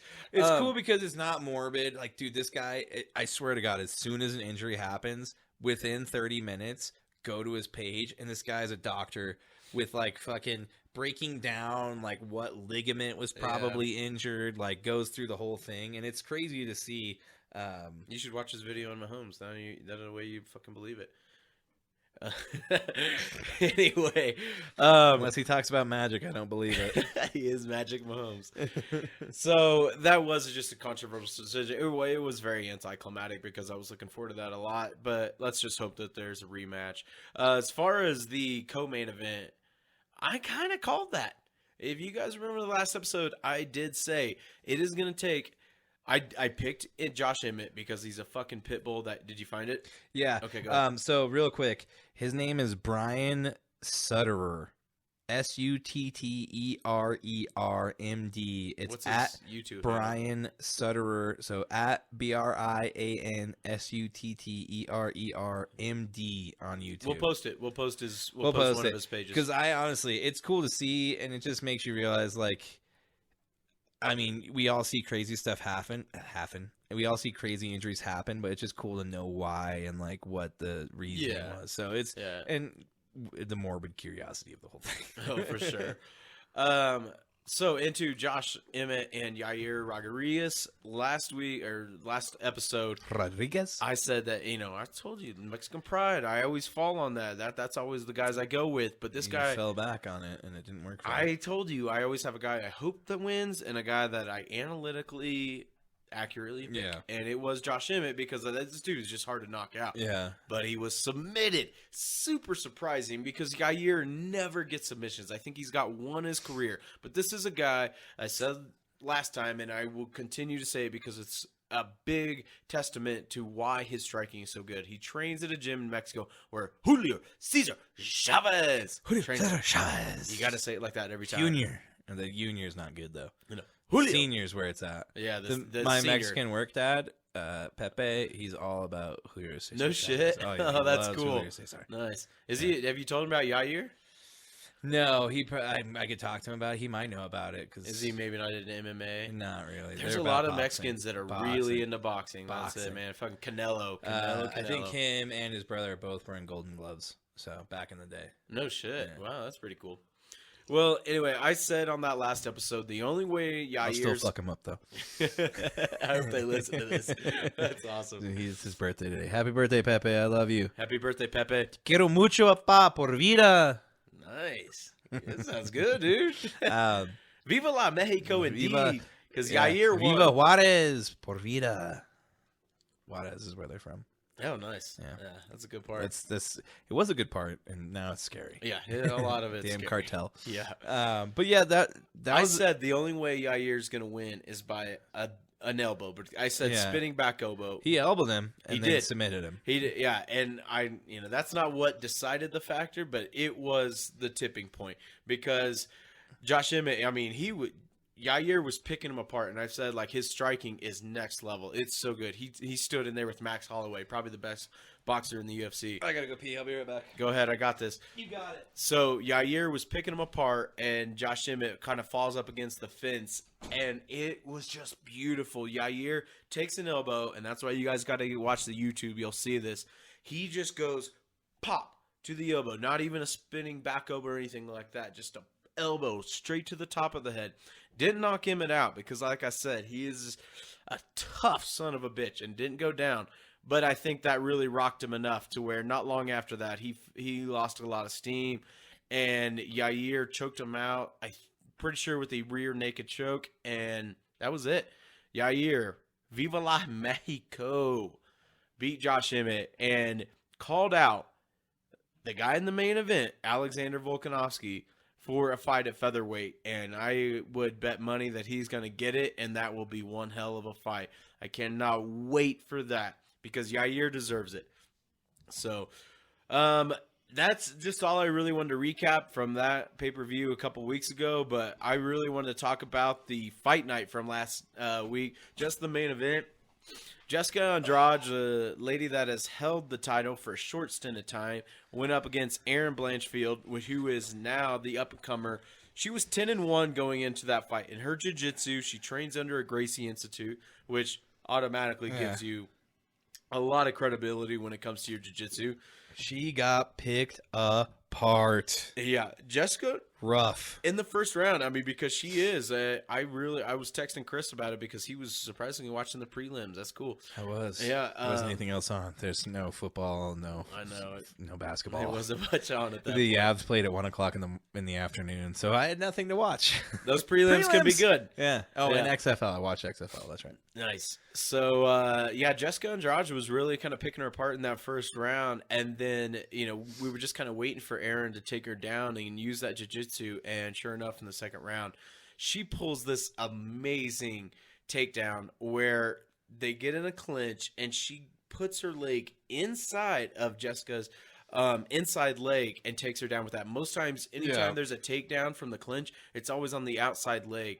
And such a technical, advanced takedown by the inside leg, takes her down, gets side control, and not long after chokes her out in a rear naked choke. And I say this, and I wanted to it's not very often I do a deep dive into a fight night, but I wanted people to just pay attention to the name Erin Blanchfield. She's an American fighter, trains under a Gracie Institute, and her jiu-jitsu is so next level. She's now 11-1. Her previous fight, she fought a lady by the name of Hannah, who was really cracking up. She was like, "That's her nickname?" And I was like, "Yeah, she's this English chick that's just like..." Oh, Molly the Meatball? Molly Meatball McCann. Yeah, that's Patty's training partner. They fight out of the same gym. But, I mean, she's another one that had the same type of steam as Patty, just a little bit less, where she's coming through there as rocking shit. You're just knocking bitches out. And so her striking was next level, but Erin Blanchfield's ground game is just a different planet. Yeah. And sure enough, I mean, she took Meatball down, and, she turned her into one thing, though, meat. I know Andrade kind of held the first round pretty well, but you could tell that, I don't know, Blanchfield's corner told her something, but she came out and her striking even. I think her striking was what set up that takedown because it had Andrade off her game. She's like, oh shit, she's fucking hitting, she's peppering me from like all different angles, and she looked out of it, and like you said, she came from the inside, took that leg, and took her down, and then that was it. Like, once she got her down, I was like, this is it. It's game over. Once you get the back, it's so hard to get out of the back, especially someone full mount. Yeah, with both hooks in, you're screwed. As soon as you get somebody that's that good at jiu-jitsu, if you're on the ground, it's so hard to overcome them because jiu-jitsu is such a deadly weapon. The thing I hate though is the guys that are so good at jiu-jitsu that they don't even want to strike; they just lay on the ground. Yeah, like Charles Oliveira, he'll get hit in the face barely. He's like, "Oh, let's go to the ground." And then they're just scooting around their back. There was that other fight. Now I can't remember who it was, and I meant to write it down, and I totally forgot. That guy got his fucking eyebrow split open, and it went almost into his eyelid. Like, it came down like this, and they stopped the fight, and it looked like he was kind of winning, but he just got split open. And I missed that one, maybe. Shit, I wish I could remember who it was. I need to take better notes of UFC It's always stuff. worth fighting, man. Like, it's always worth checking it out because I've always said, and I've got a lot of friends that agree, and Chris seen it himself this weekend, where, like, these guys that fight in the prelims, even on fight nights, it's like college to where, like, they're trying to prove themselves. And so you almost get better fights in the prelims and early prelims or in fight nights than you do in the pay-per-views and main cards because those guys are already established. It's like they're settled. I mean, Dana keeps them on edge because you gotta win to get that extra money. So If not, you only get that. Yeah. You only get the show up fee. It's always worth checking out, and this one, it really was worth its money. But I wanted to bring this one up especially because I got a feeling about Erin Blanchfield, because I believe now she was ranked, I think third, and then in her division is one of the GOATs, Valentina Shevchenko. Yes. Yeah. I can't ever remember the country that she's from, but it's like near Russia. Belarus? I don't know. No, not that. But sounds like that's a good guess. That is a good guess. It wasn't bad. But I think we're going to see a title fight against her. And Valentina, she's a GOAT. I mean, she beats the hell out of anybody that comes next to her. But if we do get a title fight between Erin Blanchfield and she gets her shot, I will be breaking this down very well because, I mean, it'll be a good matchup, and I really hope we get this going forward. But just pay attention to that name. Another fight I did want to bring up, and maybe you can remember his name. He's fought in like the most UFC fights. Oh, Jim Miller. Jim Miller. Dude, great fucking fight. That was a banger. Great fight, dude. All the way to the end. That guy, he fought his fucking ass off. He's a legend, dude. He has the UFC He wants to record. make it to UFC 300, he said. Yeah. Which is like sometime next year. He has more UFC fights than anybody in history, which is crazy. Short little guy fighting, I think, a featherweight or something like that. But man, he was holding his own. He was really holding on. Ass off. The last 2 rounds, he started getting his ass beat. He got tired. Yeah, you could tell he spent it all in the first. I wish I could remember the guy that beat him, but because I mean, a lot of times in these fight nights, there are guys. Jim Miller's his name. Jim Miller is his name. Yeah, I'm sure if you just Google the guy that beat him will come up, but. Yeah, I mean, he's got a chin, and I think he's... Oh, there were so many times he just got rocked, and I was like, I can't believe he's still going. Yeah, the fact that they kept that going. I mean, I'm telling you guys, if you're... Alexander Hernandez. That's right. Yep. And he's a young guy that's really fit, really strong. He even said, he's like, dude, that guy's got a fucking chin. He does. He's like, I hit him with everything I could and didn't do shit to him. I mean, he felt it, but... I want to say he's now, like, 36 and like 18 or something like that. 35 and 17 and 0. Man, that was close. That was really good. But, dude, but to fight was that 57 fights and 135. Dude, you're a beast. That's just impressive, man. I mean, for injuries, for longevity, that just says a lot. Just stick through there and keep doing it. I honestly thought afterwards he might retire, but he said he wants to make it to UFC 300, so that's pretty badass. Yeah, we're only, I think, 6 yet. Let's see, last one was 284, so we're about 16 away. So, so sometime next year. Yep. With the way they do them, it's like every other fucking week. Yeah, the next one's March 4th. Oh, that's actually a ways away. Honestly, I feel like it's a little bit far out. That's 2 weeks away. That's not too far out. You know, it's yeah. I'll be missing that fight. It's John Jones's first fight back in 3 years. What's his name? Cyril Gane. Yeah, Gane. My parents are coming into town, and we're gonna go see Joe Coy. Oh, well, that's a good reason. Yeah, it's totally worth it. But shit, I'm gonna have to be on the UFC that time. Yep, you're gonna take the duty for that. If I can take over. Yeah, no worries. I'll be checking Twitter right afterwards. But yeah, that's a big one. But yeah, I'm telling you guys, pay attention to the name Erin Blanchfield. I think this girl, if anybody could beat Valentina, it might be her. She might be the next Ronda Rousey in terms of like female up and comer. Up and comer, yes. Way different style. Way different style as far as like her jiu-jitsu. Yeah. It's just a different. Ronda was like she made her fame through judo, which is throwing and just. Yeah. Brawl. She was a gold medal at judo. Huh? Wasn't she gold medal in the Olympics? Yeah, because judo was a lot of throwing. Mm-hmm. I wasn't aware of this. Counterweight throwing people. Yep. Yeah, throwing people and brawling, just beating people to hell. And yeah, now you see her.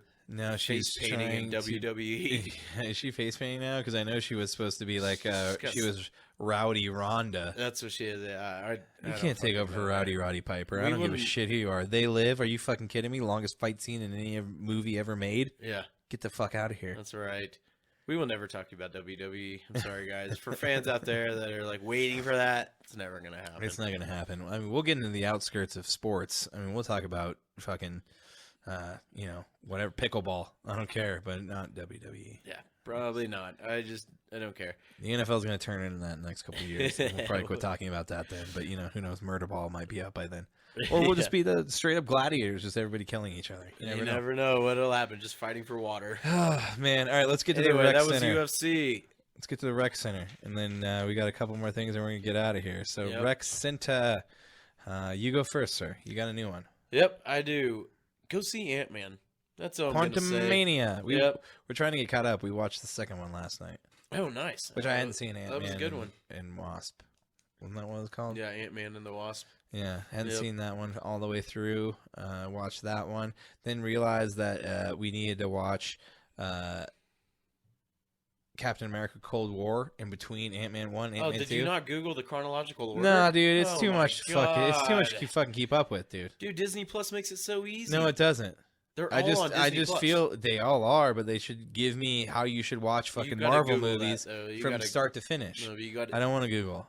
I'll send you the link. Where I was like, we need to watch the Ant-Man movies, and I was like, let's do it. We'll just watch Ant-Man 1, Ant-Man 2, and we'll get ready for Ant-Man 3. No, you can't do that. On stuff. I have to watch fucking 10 hours of movies to watch the next 3 hours of Ant-Man. Totally worth it.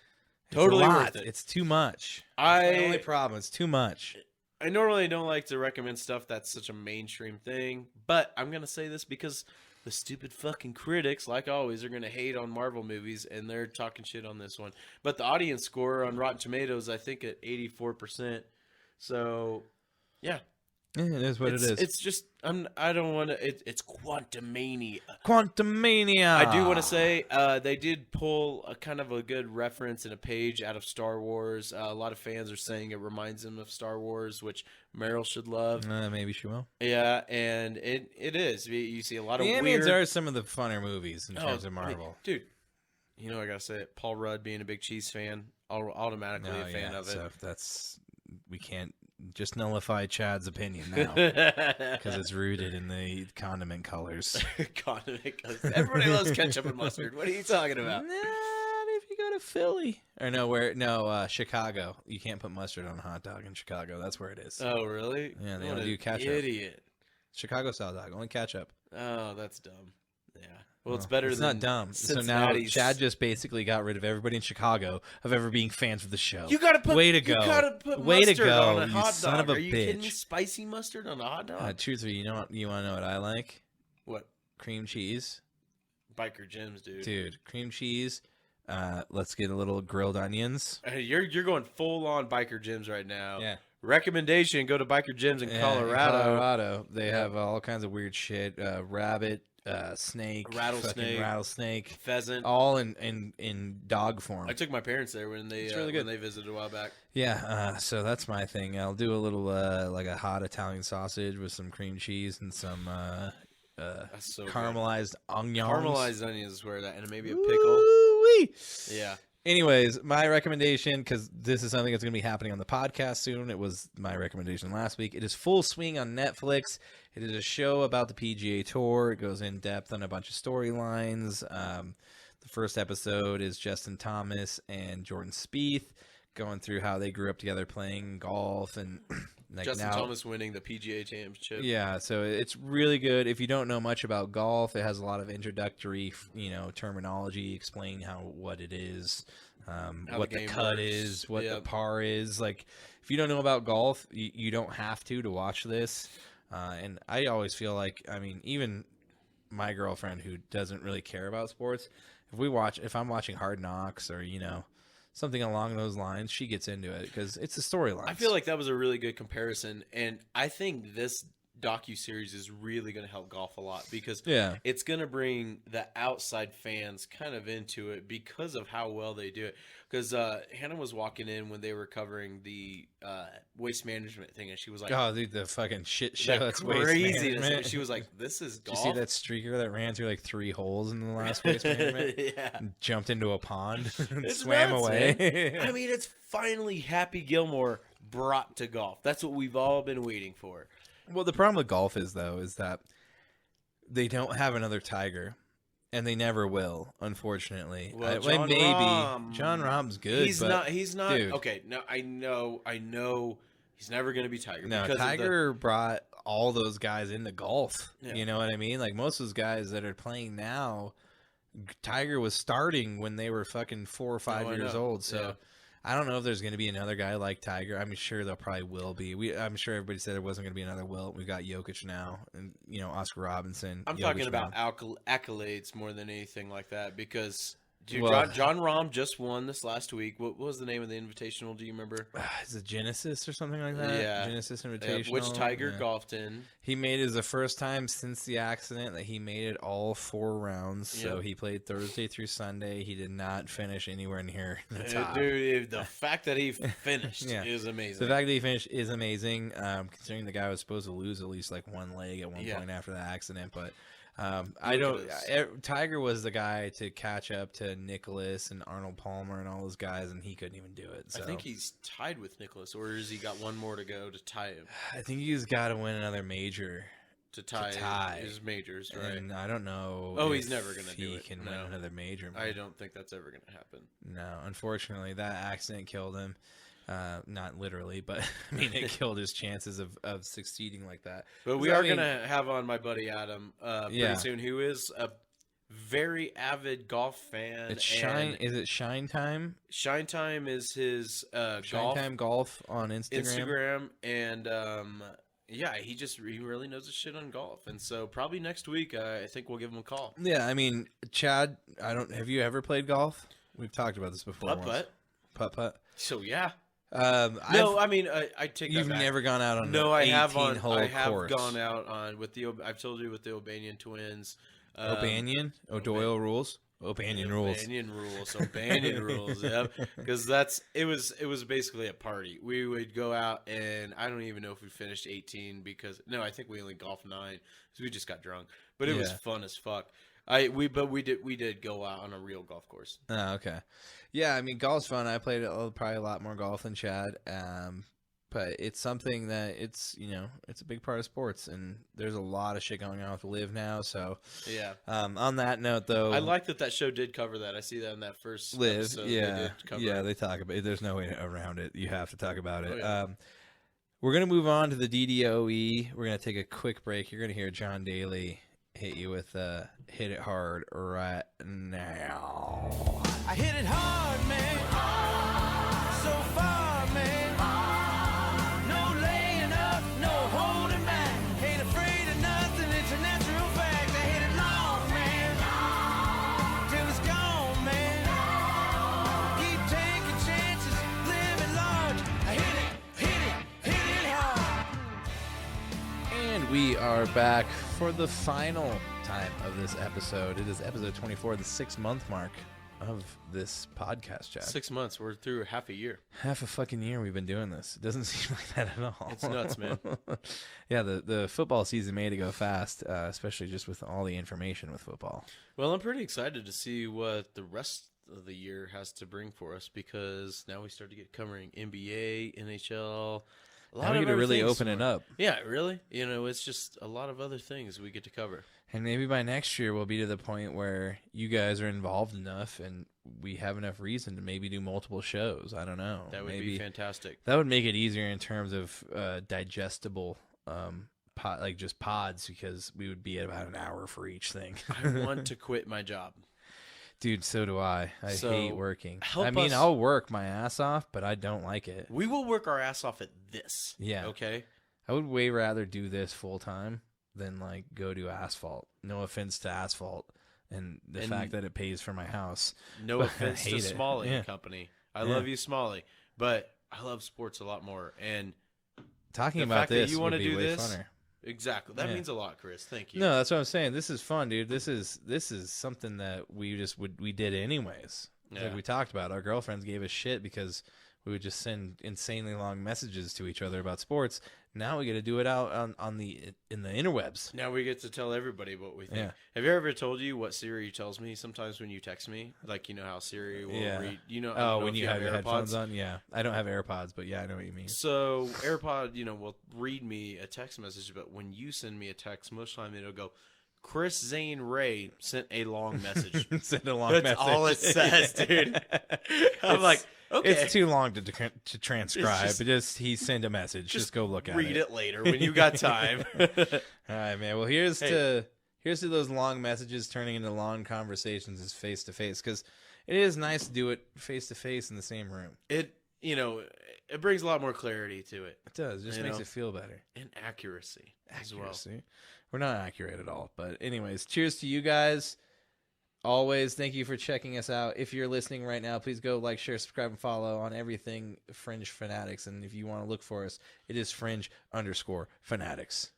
Cheers, guys. Cheers. And on that note, let's give out the daily dose of excellence. yeah, you guys heard John Daly not too long ago getting it hard. Not his phallic member, but he's just hitting it hard. You know what I mean? Oh, yeah. We're going to give it out. Chad's going to take this one over right now. This week to a 102-year-old woman in Nebraska named Jean Bailey. Jean. Living in the Elk Ridge Assisted Living Center in Elkhorn, and we're going to give her this daily dose of excellence because she conducts a class that's a 30-minute class every week, or I think it's every day, I'm pretty sure, on I'm going to get it out. It's a half-hour exercise that does your body good, she said. Full body. This is a 102-year-old woman that spurs these elderly people around the living center to keep exercising every week. And I wanted to do this segment because if we'll share this interview, it doesn't do it justice me trying to cover it, because her interview is what says it all. She says, I got to do it myself. I got to keep my body moving, and I want everybody else. You got to get your mind and your body moving. She just thinks it's important to keep your body busy as well as your mind. And I don't know. Hey, there's one thing I know, and it's from watching the movie Idle Hands, is that idle hands are the devil's playgrounds, Chad. Very true. That's a very and underrated if you're movie. not doing something, the devil's gonna get you. You're never too old. You're never too old to hey, keep and if moving. you're 102, you need to do everything you can to That's to what keep I'm running saying. away. Because if she's 102, well, then you have no excuse. You don't. I have no excuse. At least a half hour. She's making me feel bad about being chubby. Well, you better keep What moving. am I then. doing? That's a good question, man. I'm sitting here talking to you, getting fatter. Fuck. When you could be moving. Just need- think of Jean Bailey. We need to start a Fringe Fanatics cycle class. Speed or Peloton class. Peloton class. That's what we that's need what to we'll do. Yeah. Yeah, We'll people- talk sports and Peloton. Every half hour, once you hit a mile, you take a shot. yeah. That would be fucking awesome. Keep it going. Keep it So going. you've been working out? Oh yeah, every day. Every Yep. day I've been working out. Every day. Why is Right. your doctor telling you to quit drinking? Well, because every time I work out, we're taking shots. So. Why do you stumble off the bike? Is it because your legs? No, it's because I Oh drank a man, pipe. it looks like you worked out really hard. Your legs are all weak. No, sir, I am intoxicated. Yep. Hey, and we're just listening to the advice from Jean Bailey. Yeah, Jean Bailey, thank you very much. We appreciate you. Keep it up till 103. By Yeah. all means, don't give it up now. That's what she says. She plans to keep it going and keep teaching this class. And I give her all the respect in the world, because when you get that age, it's really easy just to kick back and watch Wheel of Fortune. But Yeah, Wheel of Fortune, Murder, She Wrote. all of them. Price is Right. Yeah, Price is Right. It's good in the morning. Drew It's Carey great, now. yeah. It's not the same without Bob Barker. No, not without Bob. Nope. Well, guys, on that note, it's going to do it for episode 24. We've reached the end. This is it. We made it to 6 months. We thank you guys for being here. If you've Thank made you. it this far, whether it be the 6 months of listening to us or whether it just be this far into the episode, please go like, share, subscribe, and follow us on all social media at Fringe_Fanatics. You can also find us on YouTube at Fringe_Fanatics. Chad's about to show you something else. If you guys want any stickers, please hit us up. We've got stickers. We've got stickers. So, yeah, we can sell those to you. We're going to have shirts here soon. Things have been going a little bit slower than usual just because of all these changes and things. So, once we get everything settled in, we will be coming at you with more merch. But until then, we appreciate you guys. Thank you for tuning in. Chad Lee, love you, buddy. Love you, buddy. Thank you. Good episode. Good episode.